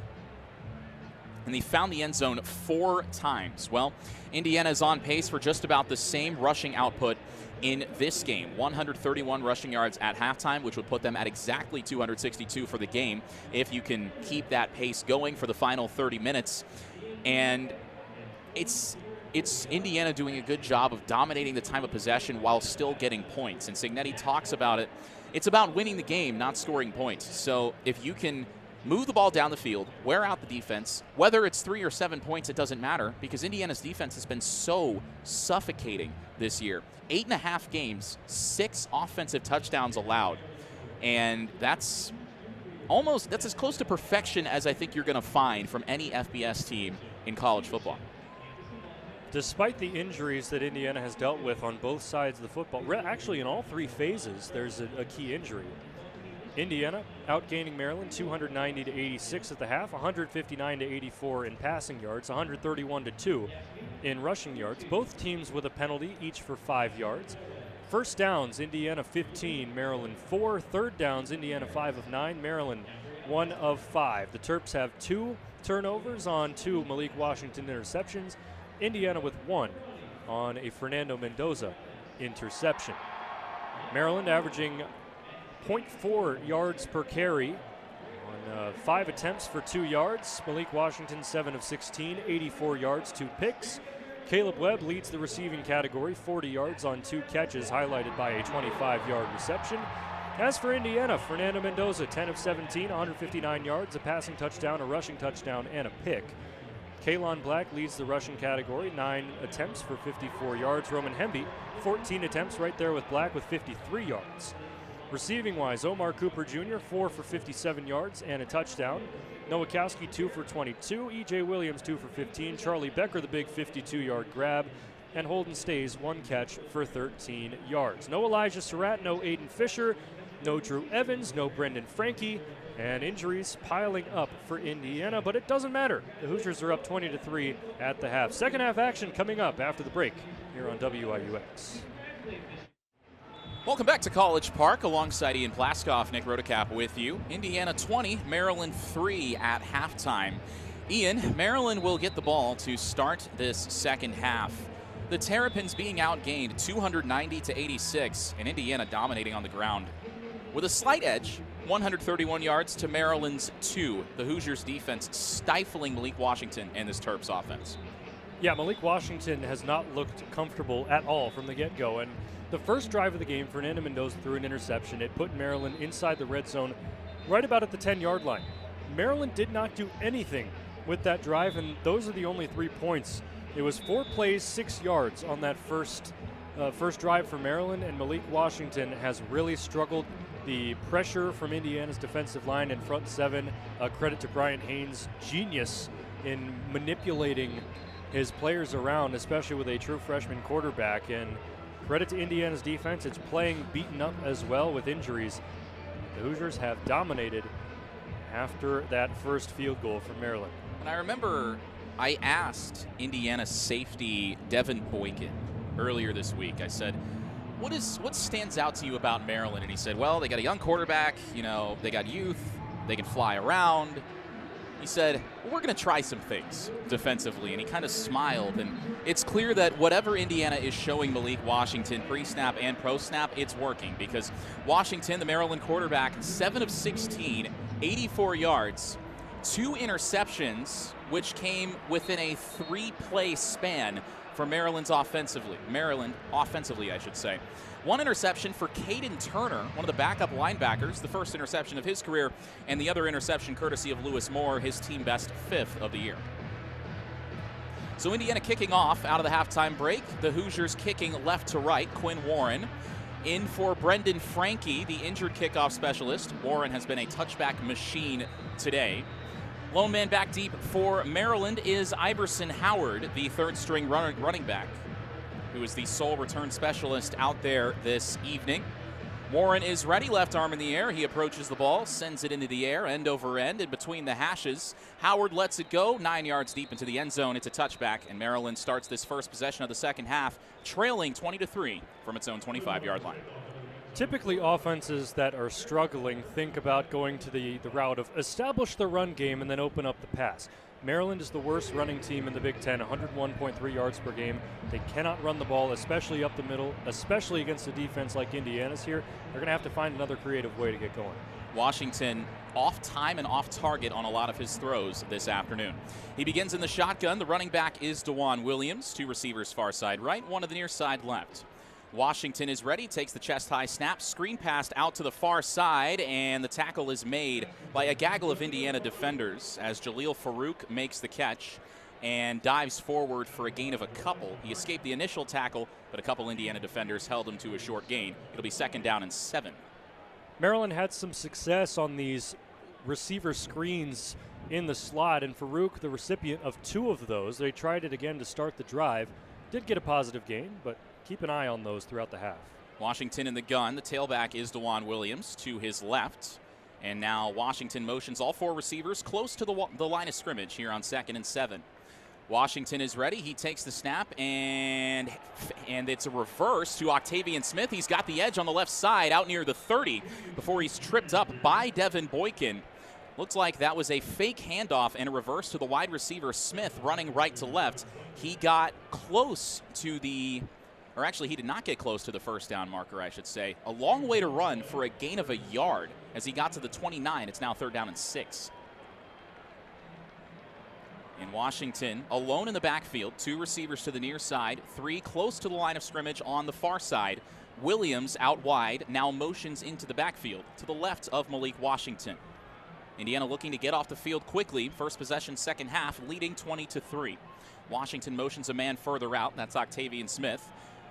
Takes the snap. He's got time. Dumps it down to his running back, Williams, who's got the first down out across the 40. Spins his way toward the 45-yard line before he's brought down by Jamari Sharp. And that might be one of Maryland's best offensive plays this afternoon. The Terps out near midfield now, 1st and 10 from their own 45. Seen a lot of check down looks from Malik Washington. Hasn't been able to convert. Did there. Maryland going quickly, ball on the right hash. 1st down and 10, 13-10 left in the 3rd quarter. Washington takes the shotgun snap. He's got all kinds of time. Now rolling left. He's got some space. Pressure coming now. He dumps it over the top. Pass is caught by Williams. Past the 30 to the 25 to the 20 to the 10. He's at the 5 all the way into the end zone. Touchdown, Terrapins. Washington extended the play, and DeJuan Williams, the running back, made the catch, scampered in from 55 yards out as he won the foot race between him and 2 Indiana defenders. And Ian, that's a good sign if you're a Maryland fan. The offense finally moving the ball. You have a true freshman quarterback that is mobile and has size. So what do? You get him out of the pocket, get him moving, and a great job by DeJuan Williams to turn that upfield, beat the Indiana linebackers downfield, and it was all but green turf ahead of him. Sean O'Hare, the Irish kicker, on for the extra point. The snap is down, the kick is on the way, and it is good. 20-10 our score. Maryland marches down the field, 4 plays, 75 yards in just 2 minutes and 6 seconds. That is DeJuan Williams' 3rd touchdown of the season, his 1st receiving touchdown. Malik Washington, Kurt Signetti talked about him. He can extend plays with his legs. He can make all the throws. And right there on the scramble drill, DeJuan Williams just found himself settled behind the linebackers. A soft spot in the defense. Washington connected with him. And then Williams did the rest, running down the near sideline, beating Jamari Sharp in the foot race. And it's a 10-point game here from College Park. 12:54 left in the 3rd quarter. Indiana gets the ball when we come back, leading Maryland 20-10. You're listening to 99.1 WIUX, your home for Hoosier Sports. Welcome back to College Park, alongside Ian Plaskoff, Nick Rodicap with you. Ian, Maryland just had its most complete offensive possession of the game. The Hoosiers busted coverage, I think, on defense there. a 55-yard catch and run for a touchdown from the redshirt freshman running back. DeJuan Williams has the Terps back to within 2 possessions. When Malik Washington rolled out to his left, Indiana had a host of players, 2 linebackers and DB. They all took a step forward at Washington to try and meet him behind the line of scrimmage. When that happened, DeJuan Williams turned upfield. Isaiah Jones was the closest defender in the area, so he tried to go upfield with him, tripped and fell. And then an Indiana DB also tripped and fell at about the 15-yard line, could have made a tackle, but it was all over after that. Philip Noyes on to kick for Maryland. The ball will be moving right to left. Back deep for Indiana, Roman Hemby and Solomon Van Horst. Hemby on the far side, Van Horst on the near. Noyes is ready, and the ball is in the air. It's a short kick. Hemby's going to have a chance to return this from his own 16. He makes the catch on the far side, out past the 35. Stiff arms a man as he spins forward and is brought down at the 37. Great starting field position here for Fernando Mendoza and this Indiana offense that was firing on all cylinders in the first half. Hemby has returned 2 kicks. It's more than usual in any game, but the wind blowing against that kick, and it was end over end. It held up for Hemby, and good starting field position for Indiana. Ball on the left hash. Indiana will begin this drive from its own 37-yard line. Hoosiers break huddle. Hemby is the tailback. 2 receivers to the near side, Williams and Cooper, and the far side receiver is Charlie Becker, the sophomore from Nashville. Williams motions across from right to left. Mendoza takes the snap, hands off to Hemby, breaks a tackle and falls forward to the 42. First on the scene was Dylan Fontes, but Hemby lowered the shoulder and got to the second level before the free safety Jalen Husky made the stop after a gain of 4. Husky didn't play in the first half, was due to a targeting in the last game, so had to sit out. He's making his debut today. Mendoza in the pistol here. 2nd down and 6. Ball on the left hash. Indiana at its own 41-yard line. Hemby motions to Mendoza's right, and the handoff goes to Hemby, trying to get the edge on the left side. He's got the edge. He's got the first down, and he scampers out of bounds near the 50 before Jaleel Farouk, I think, was in on the coverage. It was either him or Daniel Wingate. And I believe it was Wingate, the linebacker. Kind of be weird if a wide receiver was playing linebacker. He's got some speed. 1st and 10 for Indiana from its own 48. 12 minutes left in the third quarter. Hoosiers leading 20-10, trying to respond to an early touchdown drive by Maryland to start the second half. Mendoza in the gun, Hemby to his right, 2 receivers to the right, 1 close to the line of scrimmage on the left side. Mendoza fakes the handoff, screen pass to Cooper, slips the first tackler. He's got some room upfield, out across the 45, brought down by Wingate at the 44. Screen passes, trying to use Maryland's aggression against them, working well for Indiana. Indiana hasn't really thrown the ball downfield too often. It's been a lot of throws to the flat and letting Omar Cooper Jr. and these talented receivers make plays after the catch. Mendoza wants to be the point guard of this offense. All he needs to do is get it into the hands of his weapons. Cooper, 5 catches, 65 yards, and a touchdown, leads all Indiana receivers. Kalon Black now the running back for Indiana. Off Mendoza's left hip, 3 receivers in the formation, and a tight end, Holden Stays. Mendoza takes the snap, handoff goes to Black, running left, and a gaggle of defenders meets him around the 40, pushing the pile near the 37-yard line before the whistle finally comes in.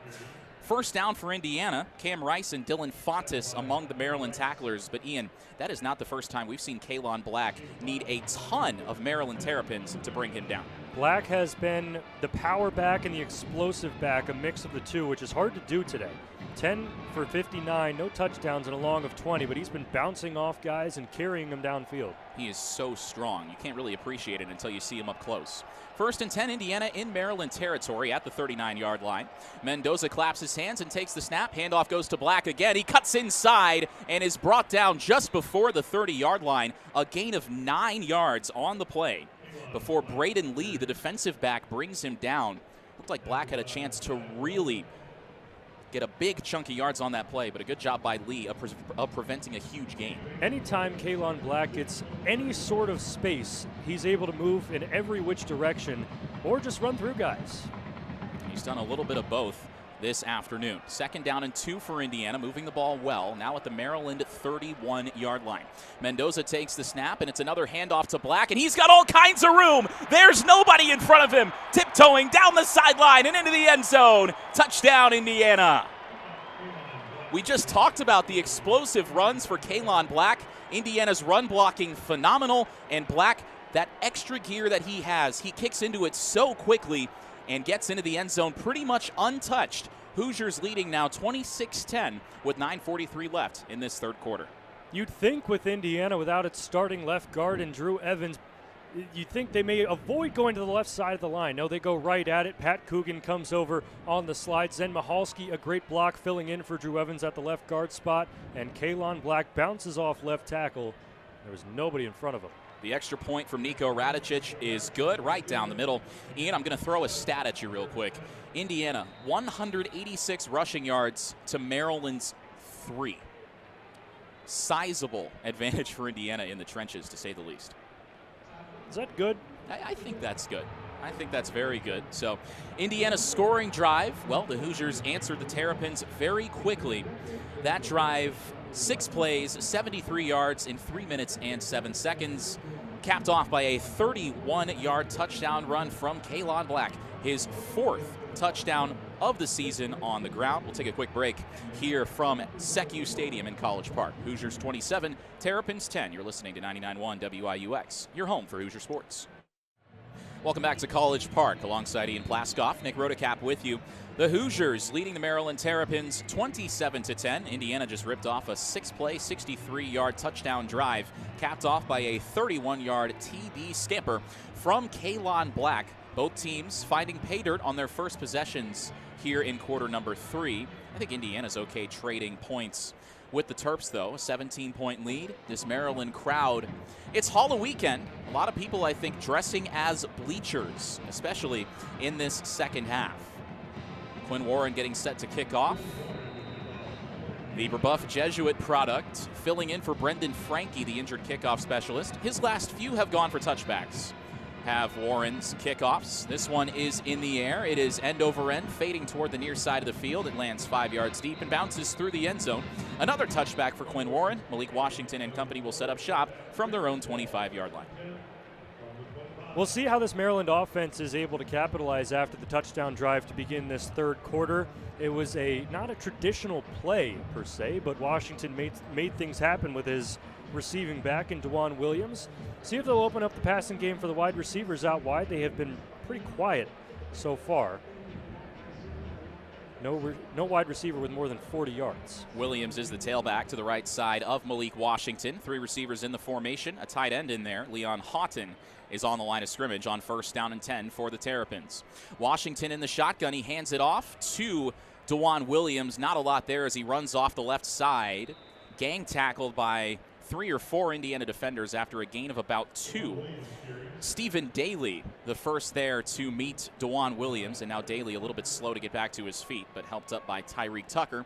2nd down and 7, 9:22 and counting in this third quarter. Maryland trailing Indiana 27-10, moving right to left. Running back is Williams to Washington's left side. Washington takes the snap, drops and fires toward the right sideline. The pass is caught by Leon Houghton, the tight end. He's forced out of bounds at the 35-yard line, or just shy of the 35. And it's 3rd down and about 1 for the Terrapins. Lewis Moore was there to force him out. 3rd and short for the Terps, and you've got to keep the offense on the field if you're Malik Washington and company. Washington in the gun. Williams to his right. Washington takes the snap, hands it off. Williams is met immediately in the backfield. No, the ball's out. The ball's out. He kept it. Devin Boykin's got it, and he takes it all the way back to the house. It was an option play. I thought Washington handed it off.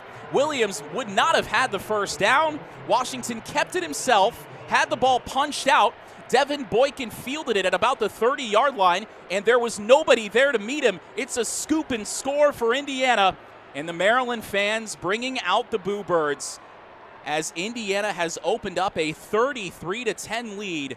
Devin Boykin with the scoop and score. Malik Washington coughed it up. That is his 3rd turnover today. 2 interceptions, and now a fumble that Boykin takes all the way back to the end zone from 32 yards out.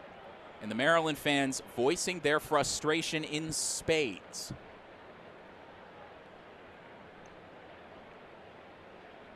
And really it was, regardless of what he did, Washington was in a very difficult spot there. Radicic on for the extra point. The kick is good, but Ian, if he handed it off, it would have been a tackle for loss. Washington kept it, and lost the football. There were 2 players in the area of Malik Washington. That's how good the play fake was. Everybody thought that the running back Williams had the ball. Malik Washington ran right into Devin Boykin. It wasn't that Boykin necessarily forced the fumble. He was just in the right spot at the right time, and the ball popped out. Devin Boykin and D'Angelo Pons were the 2 players in the area of Malik Washington, and Washington just ran right into him. Boykin poked the ball out with, I guess, his shoulder, you could say, and it bounced right into him, into his arms in stride. It was a perfect play from Devin Boykin. Intentional or not, it happened. And Boykin did a great job there. The vision, the discipline. He stayed on Washington the entire time. Washington tried to juke inside. Boykin just stripped the ball out as Washington cut away from him. That's one of the weirder forced fumbles I've ever seen. Yeah, Boykin got beat on the juke, but his arm was out. You know, when you change direction, your arms kind of lose control. And with Boykin's arm out, Washington ran into it. Boykin recognized that, moved his arm inside, swiped the ball out, and picked it up for the score. That is tremendous awareness right there. So officially, it's a 32-yard scoop and score for Devin Boykin, the NC State transfer. And Curt Cignetti talked about Devin Boykin, who had a big game last week against UCLA. He had an interception in that game. And Cignetti talked about him, called him a really smart player, a good tackler, and a good cover guy. Right there, you see the football IQ. That's one of the traits that Curt Cignetti looks for in his players. Really, really heady, really smart. Right there, Boykin, he got beat, but he still found a way to make the play. And Washington, I mean, he would have had the first down, I think. He did a great job of selling the play fake. He fooled me and just about the entire Indiana defense and just could not. And that's where that youth comes in. You got to keep the ball closer to your body there, but right there he's trying to make something happen, and it leads to 6 points for Indiana. Had Washington been able to hold on to the ball, as, hey, there's Waldo on the Jumbotron. Had Washington been able to hold on to the football and get past Boykin by a fingertip, I guess, he would have been gone for probably 20 plus, maybe even a touchdown with his speed. And that's how close these plays can be. And Nick, you were talking about the Halloween costumes as bleachers. Waldo was just on the Jumbotron, but there are a lot more bleacher people out here. Yeah, and Maryland's athletic director said that this was a sellout. The stands have never at any point today been full. But even at kickoff, the lower bowl looked like it was pretty full, but there were a ton of Indiana fans making noise, and I'm sure you could hear them on that scoop and score as well. I don't see many Maryland fans left at all. You could hear the boos. Mike Locksley, the Maryland head coach, his record in Big Ten play, a very less than desirable, shall we say, 17-43 at Maryland. The Terps 0-10 coming off a bye week. And, well, they're coming off a bye week this afternoon, and they're down by 24 points. Indiana leading 34-10 with 8:41 left in this third quarter. After the 32-yard scoop and score by Devin Boykin, Malik Washington, the quarterback, 3 turnovers today for Maryland. Quinn Warren kicking off, moving left to right. The kick is in the air, and this kick is fielded at the goal line by Iverson Howard. He's out to the 20, past the 22-yard line, falling forward to the 25 before Indiana's kick coverage team meets him right there. And that is where Malik Washington and company will take back over here. 1st and 10. As Byron Baldwin, the freshman, the Baltimore native, and Daniel Ndukwe both making the stop on the Maryland kick returner Iverson Howard. So 1st and 10, ball on the right hash at the 25-yard line. Washington's got to have a short memory. You think back to the first drive, it was a 10-point game after the touchdown for Maryland. It's now 24. An Indiana touchdown, offensively and defensively, whole different game. 3 receivers near side, the tailback to the left side of Washington.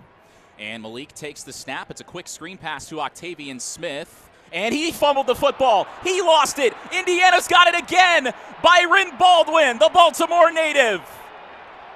2 plays, 2 forced fumbles for Indiana's defense.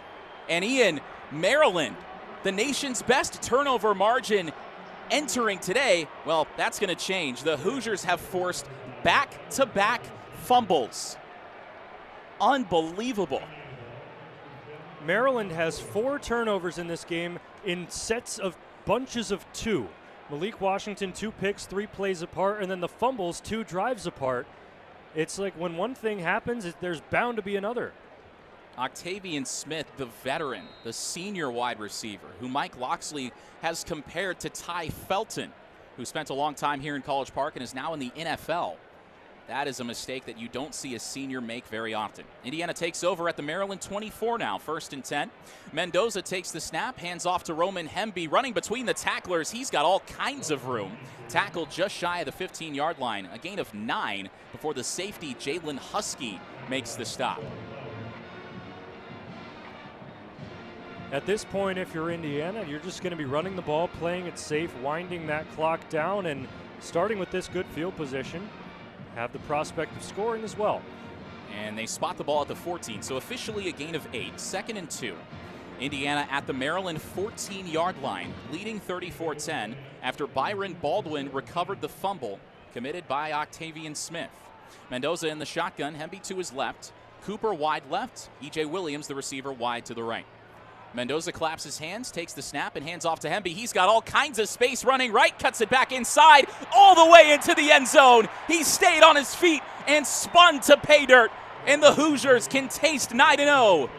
It's a touchdown run for the Maryland transfer, Roman Hemby, and it's 40-10 Indiana halfway through the third quarter. A 16-yard scamper from Hemby. Big thanks from Hemby go to Bray Lynch, the right guard for Indiana. Lynch got out in space. Hemby was patient, didn't accelerate when he didn't need to, and Bray Lynch set the block in time. Hemby was then able to accelerate and spin across the goal line. This third quarter has been complete domination. This game has snowballed so quickly for Maryland in this third quarter, and we'll dive into it in a moment as Nico Radicic is on once again for the extra point. Mitch McCarthy is the holder. Mark Langston, the long snapper, sends it back. The hold is down, and as usual, the kick is right down the middle. That scoring drive for Indiana. 2 plays, 24 yards in 52 seconds, and Ian, it's come fast and furious here for the Hoosiers. The score was 20-10 with 12 minutes and change left in this third quarter. There are now 7 minutes and 37 seconds left in this third quarter. It is 41-10. Indiana has put up 21 points in the past 5 minutes. And if you want to get even more granular, it was 27-10 Indiana at the 9:43 mark. 2 minutes and about 10 seconds later, it's 41-10. The scoop and score, and then the Hemby touchdown run from 16 yards out. Maryland has completely melted down in the middle stages of this third quarter. And Indiana's rushing game continues to be stellar. 210 yards on the ground. Indiana's outgaining Maryland on the ground 210-4. 210-4. I mean, we knew coming in Maryland's rushing efficiency worst in the Big Ten, just shy of 100 yards per game on the ground. But Indiana has been completely stifling, suffocating even. And when the running game isn't working, it sounds like coach speak. Every coach preaches this. You have to establish the run in order to get your quarterback comfortable. And, well, Maryland has not been able to establish the run today. They sometimes use screen passes as well, and that screen pass to Octavian Smith, kind of an extension of the run game. But when he's fumbling the football and Indiana jumps on it, well, you can't really do anything. Indiana has 2 rushers with 88 yards or more on the ground. Maryland does not have a rusher, does not have 2 rushers with more than 2. They have 1 rusher with 4 yards. Indiana has 2 with at least 88. Maryland averaging half a yard per carry. 8 attempts, 4 yards, a long of 3 from DeJuan Williams. Bringing this into the greater context of this game, it's brought a different meaning to homecoming. These fans have gone home. If you think back to the 12-minute mark when Maryland scored that touchdown, this place was electric. There were fans still here. They were cheering. They were seeing their team within 10 points.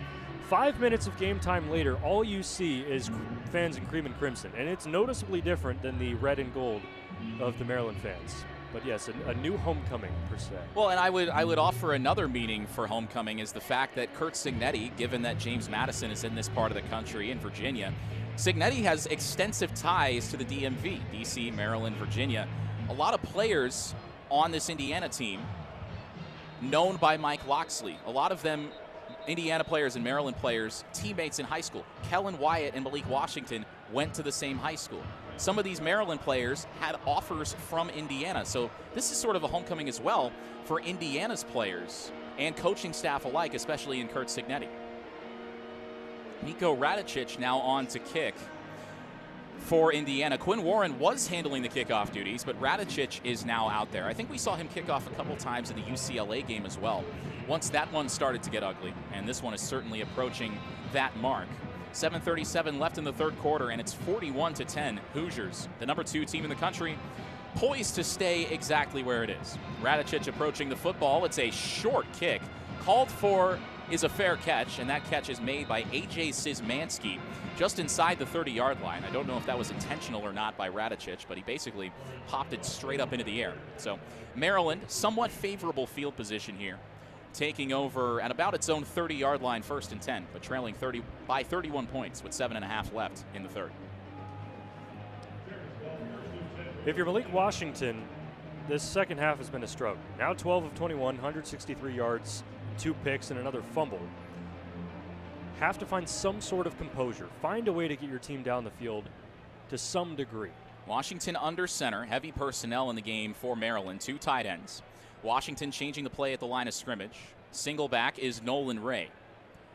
Washington ready for the snap. 7 seconds on the play clock. He takes it. Handoff running left is Ray, trying to bounce it outside, trying to get to the corner, and he doesn't quite get there. Shoved out of bounds by Devin Boykin after a gain of 2. You can hear the Maryland fans. They want something as a result of that play, but Jamari Sharp did a good job there closing down the angle and holding Ray to a minimal gain. Looked like it had some potential to hit on the outside on the near sideline. Amari Farrell closed in. Jamari Sharp as well. Really just cut off that run lane. 2nd down and 7 now for the Terrapins. Ball on the left hash at the 32. Washington motions Ray from his right hip to his left. In the shotgun here on 2nd and 7. Washington takes the snap, fakes the handoff to Ray, rolling left, pressure coming. He throws to the second level. It's caught by A.J. Szymanski, the tight end. First time we've said his name today. He's across the 50 before he's tackled on the sideline at the 46-yard line. Move the chains for the Terps as they're into positive territory. Washington hasn't had the greatest complete game today, but he's made a couple throws like that one, rolling out left, throwing back across his body, that are really impressive, especially in the tight windows. Maryland going no huddle. Washington under center. Ray remains on the field as the running back.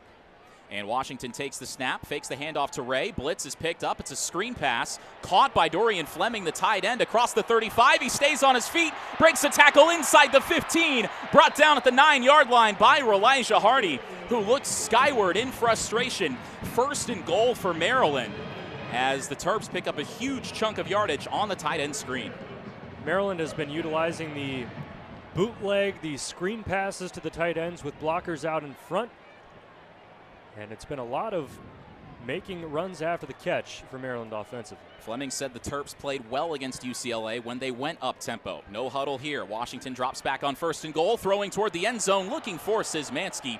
Covered tightly by Devin Boykin. The pass is incomplete, and after the pass dropped to the ground, out of bounds, a flag came in the backfield, and the Maryland fans were cheering. They seem to think it's against Indiana. The flag is back at the 20-yard line. The ball is on the 9.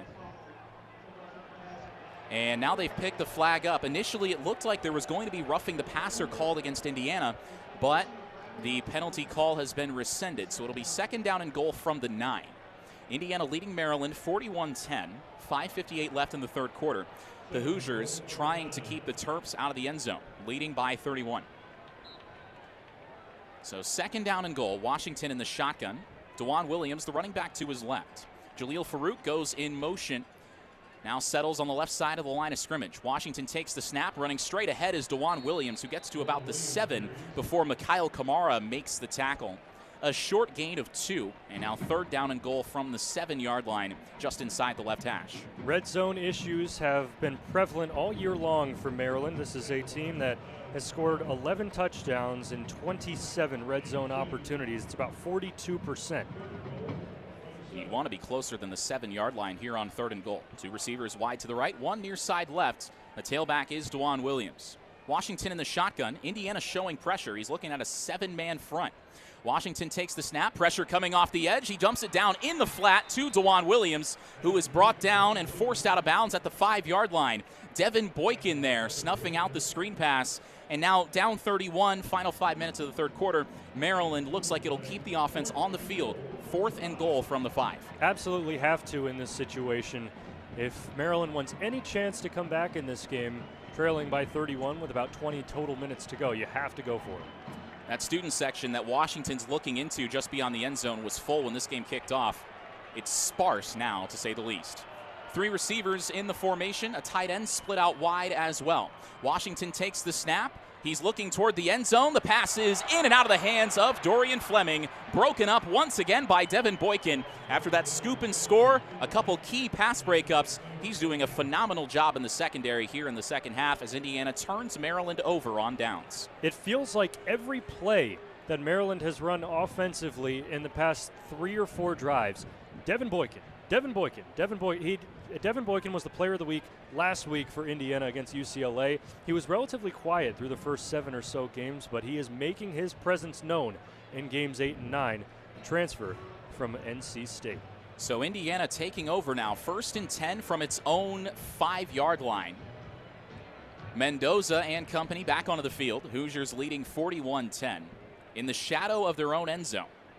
Mendoza in the gun, everybody tight to the line of scrimmage. Kalon Black is the running back. Mendoza hands it off to Black, who lowers his shoulder and absolutely bullies Jalen Husky as he gets out to the 14-yard line, a gain of 9, and Husky got barreled over right there. Kalon Black, when he sees a lane and sees somebody in his lane, it does not matter to him. He will get to his lane. He ran through Jalen Husky's face right there. Great run blocking by Indiana up front as well. 2 tight ends in the formation, both on the left side of the line of scrimmage, and a flag flies from the referee just behind the Maryland linebackers, and this is going to be a false start on Indiana. Somebody moved a little bit early. Curt Cignetti is hitting his signature hands on hips, disappointed face, and I bet on the broadcast this is going to be the shot every week where the scoreboard is seen with Cignetti being mad. But penalties are penalties, and Indiana, as they go later in the season, cannot afford them, especially in the big games that loom. That penalty on the backup offensive lineman Zen Mahalski, filling in at left guard for the injured Drew Evans.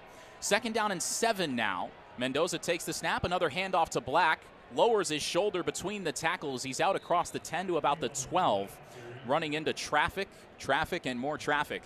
And it'll be 3rd down and 4 for Indiana, trying to erase that penalty. May see Mendoza pass here on 3rd down, but don't expect Indiana to throw the ball a whole lot for the rest of this contest. Play it safe, run the clock down, and get out of here with a win. Cignetti talks about it's not about scoring points, it's about winning the game. And if that means you have to run the clock down, then so be it. 3.5 minutes left, 3rd quarter. Hoosiers leading 41-10, faced with a 3rd down and 4 from their own 12-yard line.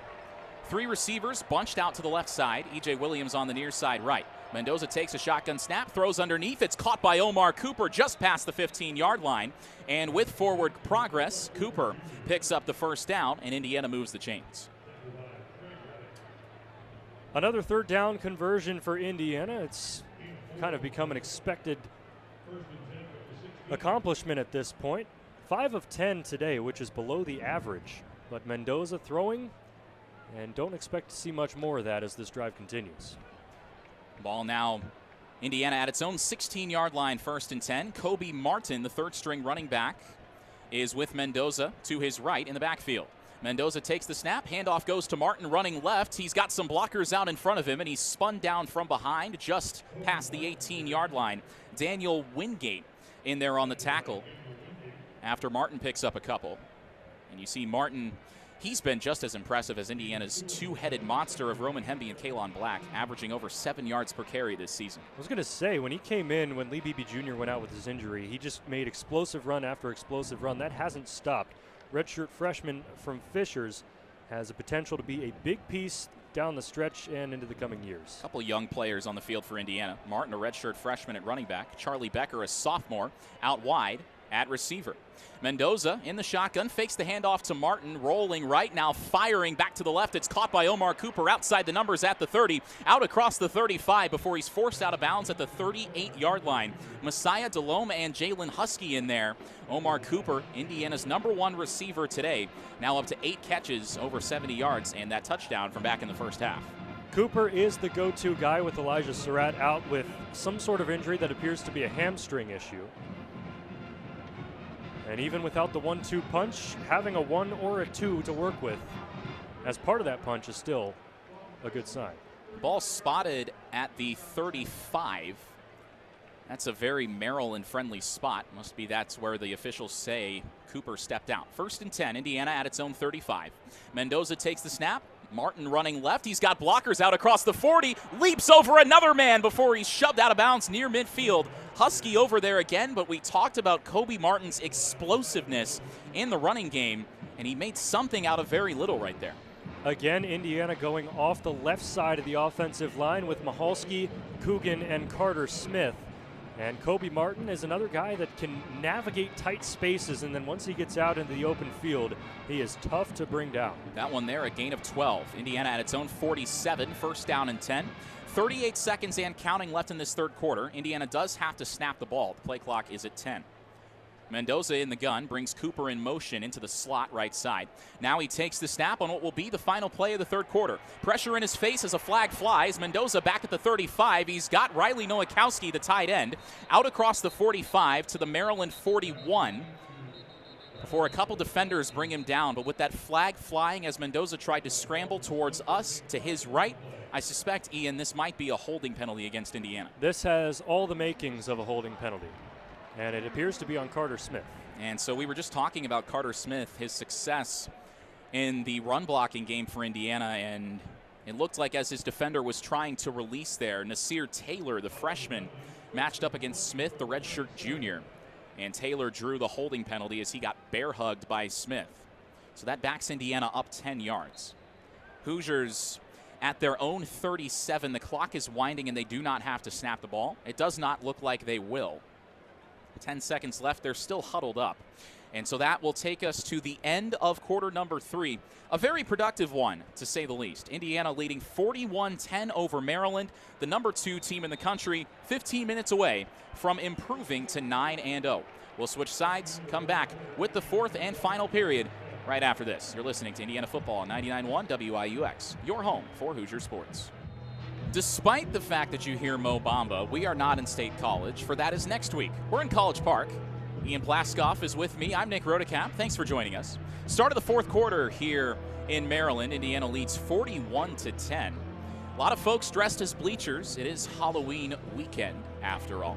Indiana's got the ball at its own 37 after a holding penalty at the end of the third quarter. It'll be 1st down and 20. Fernando Mendoza, the Indiana starting quarterback, still out there. Usually the threshold is about 40 points before we see his brother Alberto take over at the helm of the offense. Hoosiers breaking huddle. They have dominated this game, outrushing Maryland 236-9. No, that's not a misprint. Mendoza in the shotgun. The running back is Roman Hemby. Omar Cooper goes in motion left to right. Mendoza dumps it off. It's a screen pass to Hemby. Gets a block, cuts back inside. He's out past the 45 near midfield before he's shoved out of bounds. And a good job there by Indiana of getting the penalty yardage back, as it'll be 2nd down and about 9 after the screen pass to Hemby. There were 9 red jerseys that met Roman Hemby after he caught that ball, and it took 8 of them before Hemby went out of bounds. Indiana's running backs, both Hemby and Kalon Black alike, very difficult to tackle. Ball at midfield on the left hash, 2nd down and 7. Kobe Martin is the tailback, behind Fernando Mendoza in the shotgun. Maryland shows pressure, and the Terrapins bring it. Martin gets the handoff running left. He's got so much space out in front of him, down the sideline to the 15, and brought down by the ankles inside the 15-yard line. That's the danger when you blitz, Ian Plaskoff. Kobe Martin, so explosive, 7 yards per carry on the season, and he sets Indiana up in the red zone at the 14. Again, working left, off the left tackle, off the left guard, off the pulling center. There was nobody on the left side of the line set there, so Kobe Martin uses that speed, that agility to bounce outside, get to the sideline, and there was nothing ahead. Concerns about the left guard, Zen Michalski. Well, Indiana fans perhaps can rest easy as he's filling in for the injured Drew Evans. 1st down and 10, Indiana at the Maryland 14, looking to score again. Handoff to Kobe Martin, once again running left, and again toward the end zone. He's in for the touchdown, but there's a flag, and it might be coming back. And there's an injured Maryland player, Daniel Wingate, one of the starting linebackers, is holding his knee. And a holding penalty assessed to Indiana. That's the 2nd hold on this drive. It erases what would have been a 14-yard touchdown for Kobe Martin. And Daniel Wingate being tended to. He leads this Maryland team with 65 tackles entering today. Wingate, described by Maryland head coach Mike Loxley as a warrior. He's on the Bednarik and Butkus Award watch lists, given to the best defensive player and the best linebacker in college football, but still down on his back at the 15-yard line, being tended to by the Maryland training staff. That was about where the penalty flag came out in that area, and it was on Zen Mahalski. So Mahalski, I think he got whistled for a false start earlier in this game. So multiple penalties on him. Wingate now sitting on the turf. Trainer's still talking to him.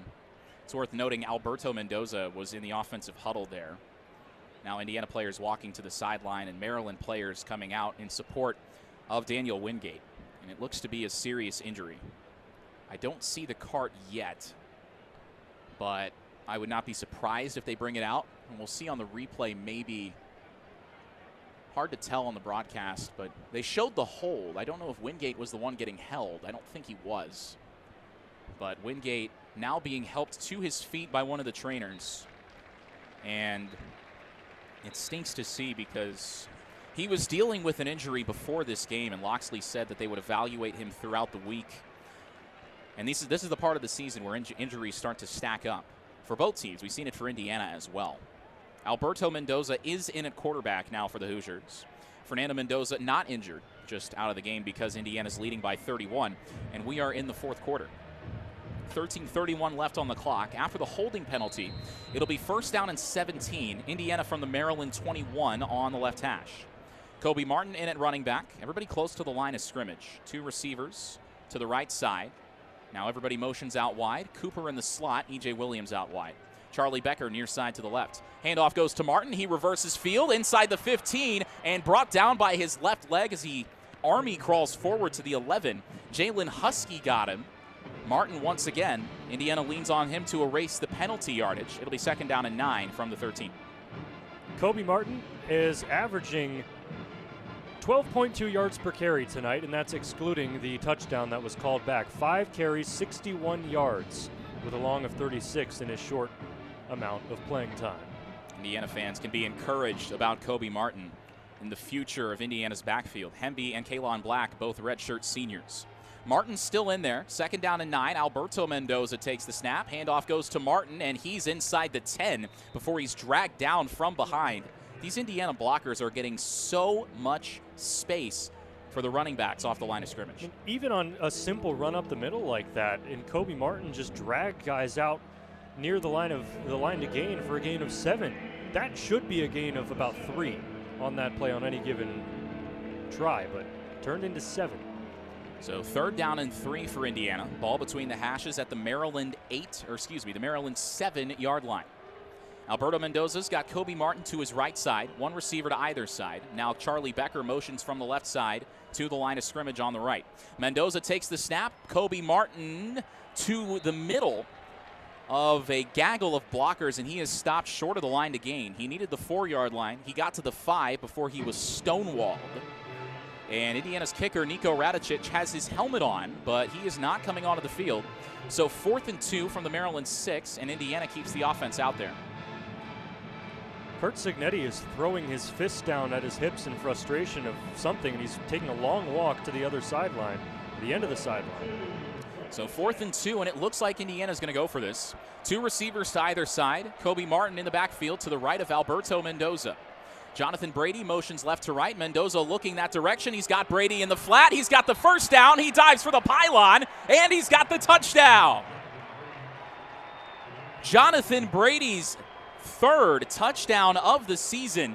We know him more as a return man, but there he comes through on 4th and 2, and it's a 6-yard touchdown pitch and catch from Alberto Mendoza to Jonathan Brady. The Boo Birds continue to make noise. Indiana now leads 47-10 with 11:22 left in regulation. This second half has been a complete clinic from Indiana, excluding the first offensive drive from Maryland. It's as if Indiana's playing a scrimmage. And earlier in the game, we heard fire Loxley chants from the Maryland students as Niko Radicic knocks the extra point through. And it's 48-10 Hoosiers over the Terrapins. Now, so many students are gone, I think maybe if they are chanting it, you can't hear it. Starting to see some Indiana flags pop up across the other side of the field.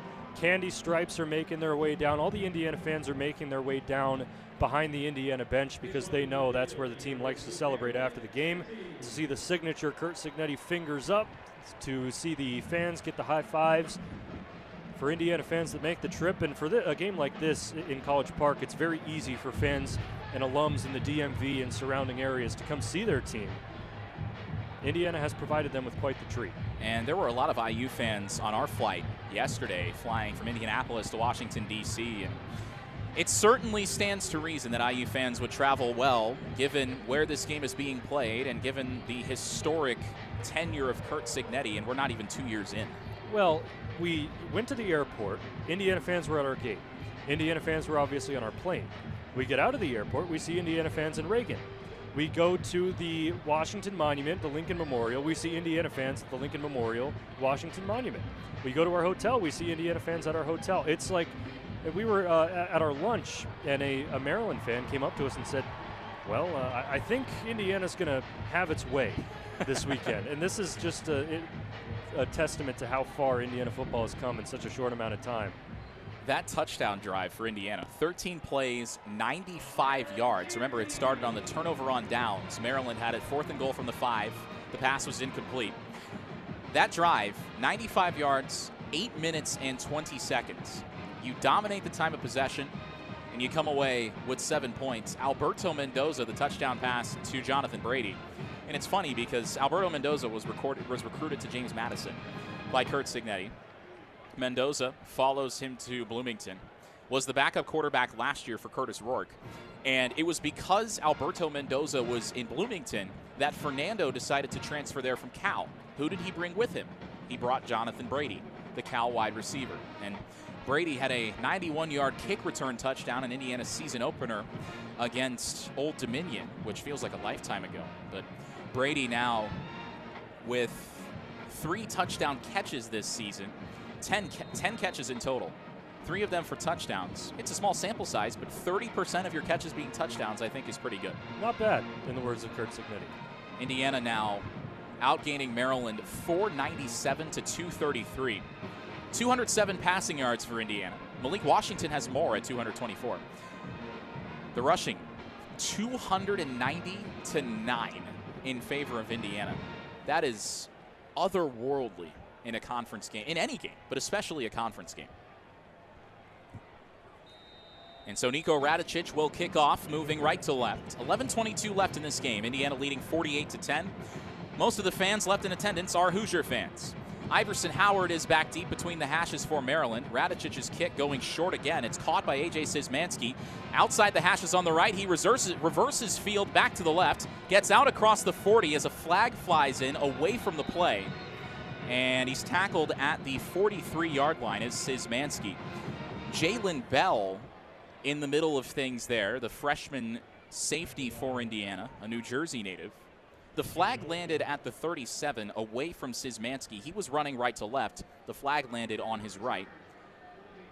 And they got Maryland for a hold on the return, so you can erase the good field position. Szymanski, one of the tight ends for the Terps. It was a very short kick by Radicic. It hit the hands of Szymanski at about the 30-yard line.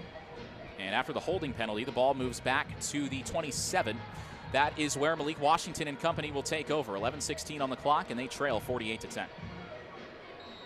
Howard, the return man, is in there at running back to Washington's left. 2 receivers to the left side, 1 to the right. There's a tight end on the line of scrimmage as well. Farouk motions from the right side of the line of scrimmage to the flat on the left, and Washington throws it out there. Farouk makes the catch out past the 35-yard line and to the 45 before he's pushed out of bounds by Elijah Hardy. And you can hear some IU chants on the far side. That's how many Hoosier fans are here. You can hear them very clearly. It's the IU that the Bison does before every home game. The fans have decided to do that amongst themselves. So first down, Maryland at its own 45-yard line. Ball on the left hash. Washington in the shotgun takes the snap, and he's going to throw. Pressure coming from his backside, but he gets it away to the sideline. Past the 45, it's incomplete. He was looking for Octavian Smith, covered there by Jamari Sharp, who got his hand in and swatted it away. Yeah, it looked like Smith had control of that football as he was going out of bounds, but at the last second, Jamari Sharp stuck his fist in there, punched it out, and forced the incompletion. The clock stops, 10:41 left. Indiana 48, Maryland 10. The Terps quarterback Malik Washington, a lot of trouble for him today. Washington takes the snap, hands it off to Iverson Howard, who is gang tackled just shy of midfield. And the first man to the ball was Isaiah Jones. Byron Baldwin, the true freshman safety, also getting some playing time. He was in there on the stop. It'll be 3rd down and 6. Maryland at its own 49. Right in the middle of that red and yellow M at midfield. Washington in the gun. 2 receivers right, one to the far side left. And the tailback is Iverson Howard. Washington claps his hands, takes the snap. He's got time to throw. Now rolling to his right. Washington tucks it, and he's going to keep it out across the 50. He's short of the sticks. Stepping out of bounds at the 48, or excuse me, the 47. He needed to get to the 45, so that tells you that Maryland clearly taking advantage of having 2 downs to get 6 yards. The offense stays on the field on 4th and 2. Stephen Daly in pursuit. The high school track star was 3rd in the 100-meter while also placing in the discus. So that about tells you all you need to know about his athletic frame. Chased him down and forced the 4th down. 4th and 2 now. Maryland at the Indiana 47. 9:38 and counting left in this game. Maryland trying to play for pride at this point. Williams to the left side of Washington, and Washington hands it to him. Williams has the first down. He's out across the 45-yard line to the 43 before he's met by Elijah Hardy, the linebacker, the sophomore out of Florida who's gotten a lot of playing time since his freshman year. And Kurt Cignetti likes experience, but Elijah Hardy, he's going to be a staple in this Indiana defense for the next couple of years, hopefully if you're an Indiana fan. So Maryland 1st and 10 from the Indiana 43, converting on 4th down and short. Washington in the gun, takes the snap. He drops back to throw once again. Pressured, flush to his right. The pass is in and out of the hands of the running back, DeJuan Williams. Devin Boykin had a chance to make the tip drill interception, but he was moving to his left, and the ball was deflected back to his right. So the pass is incomplete, 2nd down and 10 for the Terps. That would have been the icing on the cake for Devin Boykin's stellar game today. Elijah Hardy was in coverage on the play, and Boykin just about a second late on getting to that ball. Malik Washington lauded by Kurt Cignetti for his size, his ability to evade pressure, but Indiana has had his number today. 2 interceptions and a fumble lost as well. Washington in the gun. Howard, the tailback, to his right. Washington takes the snap, pressured immediately. He dumps it down. It's incomplete. He was looking for Howard underneath. Isaiah Jones was in coverage. Dominique Ratcliffe came screaming up the middle. Washington did well to get that out of his hands, because if he didn't, he was going to be sacked for a big loss. Isaiah Jones blew that play up in a heartbeat. It was that same screen pass where they misdirect on the play action and then dump it down to the tight end with blockers in front, but Jones read it like a book. 3rd down and 10 now for Maryland, and it's an empty set. 4 wide receivers, a tight end in there as well, close to the line of scrimmage. Washington in the gun, and now he brings DeJuan Williams, the running back, into the backfield. Play clock at 3. Washington needs to take this snap quickly. He just gets it off. Time to throw. Washington throws to the second level. It's incomplete. He was looking for the tight end, Caleb Webb, coming across the middle. Would have had a first down, but he was off target. Jamari Sharp in there in coverage, and now the punt team comes out as Bryce McPherson will boot it away. And, well, if there was any doubt about the result of this game, I think Maryland is waving the white flag right here. After going for it on 4th down earlier in the drive on 4th and short, it's now 4th and 10. And that says all you need to see about the confidence of this Maryland team right now. 4th and 10 from the plus 43, down 38 points in the 4th quarter, and Maryland's punting. McPherson, it's an end-over-end kick, fielded by Jonathan Brady at the 7-yard line. A fair catch is made, and that is where Alberto Mendoza and company will take over on the other side of this timeout. Indiana 48, Maryland 10. 8:42 left in this game. The Hoosiers that many minutes away from moving to 9-0 for the 2nd consecutive season. You're listening to Indiana football on WIUX, your home for Hoosier sports. Back here in College Park, it's all Hoosiers. Alongside Ian Plaskoff, Nick Rodecap with you. Indiana's got the ball, leading 48-10 with 8:42 left in this game. Alberto Mendoza, the backup quarterback and the younger brother of Fernando, is out there once again. Hoosiers taking over after a punt from the Terps, which is effectively them waving the white flag. 1st and 10 from their own 7-yard line. And Indiana's got a couple backup receivers in there. Alberto Mendoza in the gun. Kobe Martin, the running back, to his left side. Mendoza hands it off to Martin, and he's got space once again out across the 15. Brought down at the 17-yard line. Move the chains once again for Indiana. A big run for Martin.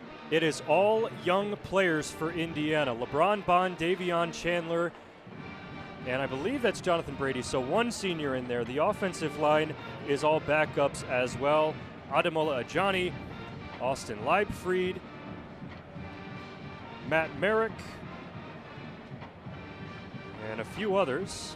The second-team offense is running the show for Indiana, and Jackson Wasserstrom, one of the walk-on wide receivers, is in there as well. 8 minutes left in this one. Hoosiers leading 48-10. 1st and 10 from their own 18-yard line. Alberto Mendoza takes the snap, and another handoff. No, he keeps it. It's a fake to Martin, and Alberto Mendoza's got daylight out across midfield. It's a foot race. The safety Husky coming over finally brings him down. Alberto Mendoza out to the Maryland 29-yard line on the quarterback keeper. He fooled everybody, including me. How about the wheels, Alberto? We saw it against UCLA late in the game. That's his longest rush of the season, and Indiana continues its dominance on the ground, now 374-21 in rushing yards. 53 yards on that rush for Alberto Mendoza. He had 70 rushing yards on the season before this game. 1st and 10, Indiana at the Maryland 29, looking to hit the 50-point mark again. Kobe Martin in the backfield there with Alberto. And Mendoza takes the snap, hands off to Martin, running off the right side. He gets to about the 27-yard line before he is met by a host of Terrapin tacklers. An interesting note, just how serious this Indiana team is. The entire defense is grouped in positions on the sideline, still in meetings, still in their defensive position meetings, figuring out how to finish this game out. There is no let-up from this team until the clock hits 0. That is as organized of a group defensively as I've seen all game long on the sideline right now. And Signetti preaches they play every play of every game as if the score is 0-0, regardless of the competitive circumstances. And that is on display here for the Hoosiers. 2nd down and 8, ball on the right hash at the Maryland 27-yard line. Mendoza takes the snap, Kobe Martin running right, and it's finally a tackle for loss as Maryland brings him down 2 yards behind the line of scrimmage at the 29. Kobe Martin, though, for this game, 10 carries for about 80 yards. So he's averaging 8 yards per carry. Unbelievably efficient as Indiana's 3rd-string running back. Martin is, you couldn't even, I don't think calling him a 3rd-string running back does him justice. It's kind of a 1-2-3 punch, if you will. You can put Kobe Martin in any situation, he will produce. And we've seen him taking snaps with the first-teamers at times this year. 4 receivers in the formation as Indiana breaks huddle on 3rd and 10. They're at the Maryland 29. Mendoza in the shotgun, Martin to his left side. He goes out into the flat. Mendoza drops back. It's caught as Mendoza throws over the middle, and he finds LeBron Bond at the 15-yard line. Move the chains. A gain of 14 yards on 3rd down and 10. Now you hear the Indiana fans starting to make some more noise. The true freshman, LeBron Bond, a native of Norfolk, Virginia, not too far from here in College Park. Wonder if maybe his family made the trip for this one. Well, with how much cream and crimson is left in the stands right now, there's a very good chance, and it's great to see not just the freshmen and young players for Indiana play right now, but the guys who've grown up around this heavily populated area in D.C., Virginia, Maryland. There's so much football talent that comes out of this region. Indiana spoiling Maryland's homecoming festivities here. 4:40 left in this one. Indiana looking to add to the 48-10 lead. The handoff goes to Kobe Martin, who motors forward across the 10-yard line down to the 9. I beg your pardon, it is not Kobe Martin. It is Solomon Van Horst, the 8th-year senior. Solomon Van Horst getting the carry there, and he picks up a big chunk of yardage as well. So Indiana now going 4 deep at the running back position. Van Horst's first carry of the game goes for 6. It'll be 2nd down and 4. 4:20 remaining in this game. And the second teamers out there, Solomon Van Horst, an 8th-year senior. His college football experience goes back to 2018, if you can believe that. Medical red shirts, COVID years, it'll do that to you. Mendoza in the gun. 2nd down and 4. A toss play to Van Horst running off the right side on the numbers at the 10, inside the 5. It'll be 1st and goal for Indiana at the 1. Van Horst ankle tackled just shy of the end zone as Indiana looks to break the 50-point mark again. Kobe Martin will check in for Solomon Van Horst, and if you're unfamiliar with how Curt Cignetti treats these types of games, he does not hesitate to run the score up. So with Indiana 1st and goal at the 1, they are most likely not going to take a knee or try not to score. Clock running, 3:20 left in this 4th quarter, 48-10 Indiana. Hoosiers with a heavy set. James Bamba is in at the fullback position. Mendoza under center. And the running back is Martin. Handoff goes to him. He goes straight ahead and is into the end zone. Another touchdown for Indiana. Kobe Martin gets in on the action, and the Hoosiers are up 54-10 with 3:08 left in this game. The Maryland fans have all but exited. The IU fans are the ones making most of the noise. The boos that were coming in earlier as people were leaving have now turned to the hoo Hoosiers chant from the Indiana faithful, the many that remain on the far side. Radicic on for the extra point. Honestly, I'm surprised we haven't seen a 2nd-string kicker yet. But Radicic still out there. I think he's probably the only first-teamer aside from maybe Mark Langston, the long snapper, and Mitch McCarthy, the holder. Radicic ready for the extra point. And the snap back from Langston. The kick is on the way, and as usual, it is good. 3:08 remaining in this game. 55-10, Indiana over Maryland. Ian, you think back to last week, it was 56-9, 56-6? 56-6 over UCLA. Indiana beating the Bruins. Can you believe some people picked that game as an upset for UCLA? I wonder who did that. Yeah, certainly not me, but Indiana handling business again. And Ohio State beating Penn State earlier today. We can check on the out-of-town scoreboard here because we've got a little bit of time. Media timeout on the field. And the game that everybody's keeping an eye on, Georgia, Florida, the world's largest outdoor cocktail party. It's 20-17, unranked Florida over number 5 Georgia in Jacksonville. 9:59 left in that game, and Florida has the ball in the red zone. Elsewhere around the Big Ten, Ohio State handled Penn State 38-14 today. The Buckeyes scored 21 unanswered in the second half to pull away. Illinois handled Rutgers 35-13 in Urbana-Champaign. One other game in progress right now, and it's an interesting one. Minnesota trailing Michigan State 17-16, but the Gophers have the ball. I believe they just scored, actually. So looks like the Gophers are an extra point away from tying that game. That's on Big Ten Network. And they're showing the game on the Jumbotron here at SECU Stadium. Here's a score for you, Nick. Indiana leads Maryland 28-10. In the second half? In first downs. Oh, my goodness. Wow. That is incredible. When you can turn statistical categories like that into football scores, it's probably very good for one team and not very good for the other. As Curt Cignetti would say, not bad. Pretty darn good, even. So Indiana's margins of victory in Big Ten play this year. Illinois, of course, was by 53 points. Iowa by 5. Oregon by 10. Michigan State by 25. And then last week over UCLA by 50 points. And here, in all likelihood, over Maryland by 45 points. That is how good Indiana has been. So many of these wins in conference play being blowouts.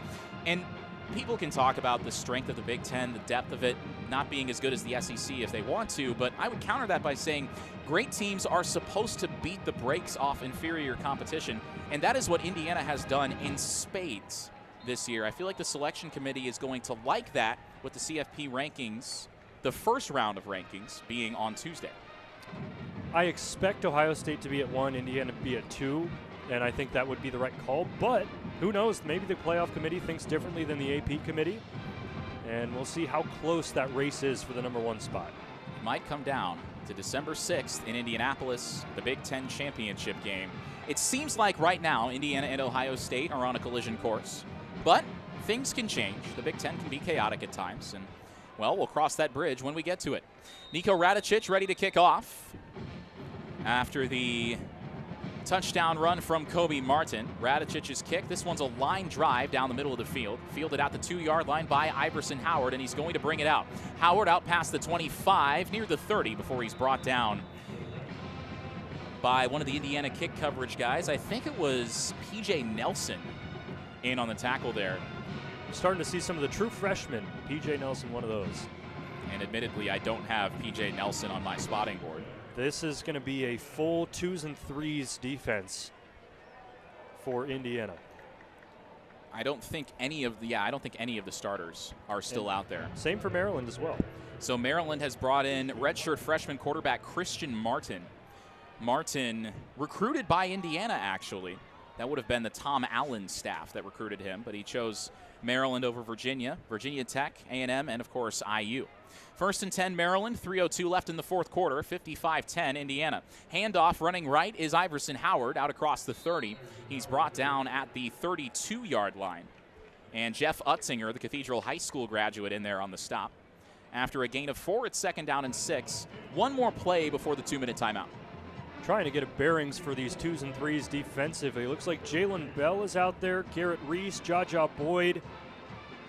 A lot of true freshmen and a lot of redshirt freshmen as well. And so under center goes Christian Martin, one of the top 40 recruits in the state of Virginia. He's from Highland Springs. Martin under center, 2:21 on the game clock. Martin takes the snap, hands off to Howard, trying to run between the tackles, waiting for the blocks to develop. Not a whole lot there. He gets to the 35 before he's brought down. Andrew DePape, the redshirt sophomore defensive lineman, in there on the stop, and that will take us to the 2-minute timeout. Indiana leading 55-10 over the Terrapins. Backups on the field for both teams. We'll close things out when we come back. You're listening to Indiana Football on 99.1 WIUX, your home for Hoosier Sports. 2 minutes until Indiana football is 9-0 for the second consecutive season. Out of the 2-minute timeout here in College Park, the Terps have the ball 3rd and 4 from their own 35-yard line. Second teamers on the field for both teams, as Indiana looks to wrap up another convincing Big Ten win, currently up by 45 points. And the Maryland backup quarterback Christian Martin is in there. Indiana has completely crashed this Halloween weekend homecoming party for the Maryland Terrapins, and I feel like people will start to question whether or not Mike Locksley is the answer long term, because the Terps will fall to 17-44 against against Big Ten opponents under Locksley in his tenure. Subpar to say the least. Martin in the shotgun, and he takes the snap, handoff, and he fakes the handoff to Iverson Howard, running toward the near side, trying to get around the corner past the 40 to the 43-yard line before Jalen Bell forces him out of bounds. It's enough to move the chains and stop the clock. As Martin gets up to the 43, it'll be 1st and 10. Maryland at its own 43-yard line. Band's still going strong, although the fans are not. Band has been great all night long. Yeah, credit to them. They've been probably the only thing that Maryland can write home about here this afternoon. Snap, handoff to Howard, running off the right tackle. He's brought down almost immediately by Daniel Ndukwe. A gain of 2 as he's out to the 45, clock running. 1:43 remaining in this game. So you're thinking probably maybe 2 or 3 more snaps, and then this one is officially wrapped up.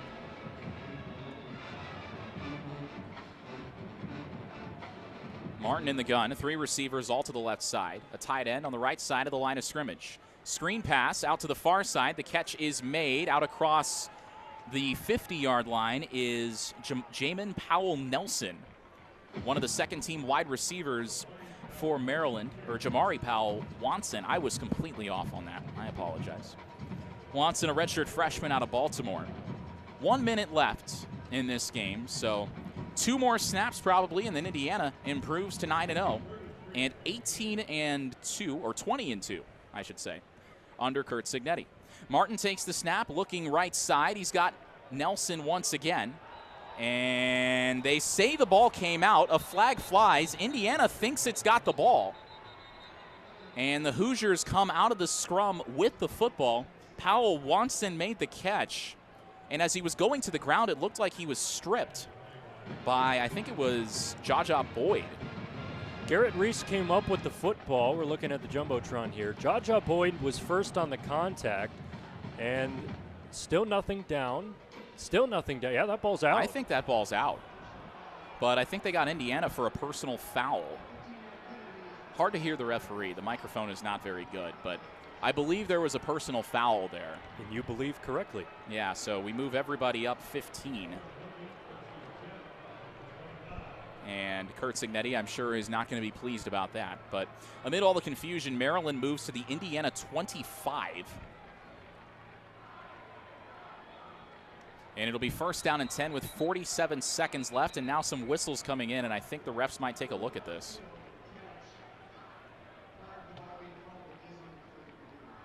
I think it's because the flag came after the fumble. Yeah. That they're able to take a look at this and review it, and I think this may go Indiana's way. It's hard to tell what happened. I'd imagine there was a personal foul called against Indiana, just judging by what happened. It was on Garrett Reese, who came in crashing in on top of the receiver to grab the football. It looked like I don't know. It's hard to tell. But if that ball is out, that's free game. Yeah, I think the ball was definitely out before Jamari Powell Watson hit the ground. But we'll see what the referees come up with here. Also of note, Heisman Mendoza chance just broke out. In College Park, Maryland. In College Park in the fourth quarter when Mendoza has not played in a while and Indiana's on defense. I think the problem for Fernando Mendoza's Heisman chances today, 14 of 21 for 201 yards, a touchdown and an interception, and he added 4 rushes for 24 yards and a touchdown. The problem is, like what Julian Sayin did, 300-plus yards. I think he had 4 touchdown passes against Penn State. The problem is Fernando Mendoza isn't on the field for the whole game, so he can't add to those volume stats the way other quarterbacks in the Heisman race have been able to. Matt Leinart was saying this in his media availability before Big Noon kickoff last week. The Heisman race is going to come down, at least for Fernando Mendoza. The stage is set, to quote Matt Leinart directly, December 6th is when Mendoza can win the Heisman. He just has to keep pace until then. Yeah. You've got to be in position to be in position. Referees reviewing a personal foul and fumble. 47 seconds left in the fourth quarter. 55-10, and our studio host Brooks White makes a great point. Indiana's rushing offense has been so good that Fernando Mendoza hasn't needed to play at a Heisman level all the time. Indiana has rushed for 369 yards today, averaging 7.4 yards per carry with 4 touchdowns on the ground, which, to be frank, is absurd. And the play on the field has been reversed. You can hear the IU fans cheering. It was ruled a fumble recovered by Indiana. So the Hoosiers will line up in victory formation after the replay review, which does seem to us like it was the right call. Yes, that is the correct call. The ball was out, and the flag was for Garrett Reese jumping on the receiver to grab the football. If the ball's out, it's fair game to jump on. And that's the 5th Maryland turnover of the ballgame. 5 turnovers forced by Indiana. 2 interceptions and a fumble by Malik Washington, a fumble by Octavian Smith, and then a fumble by Jamari Powell Watson as well.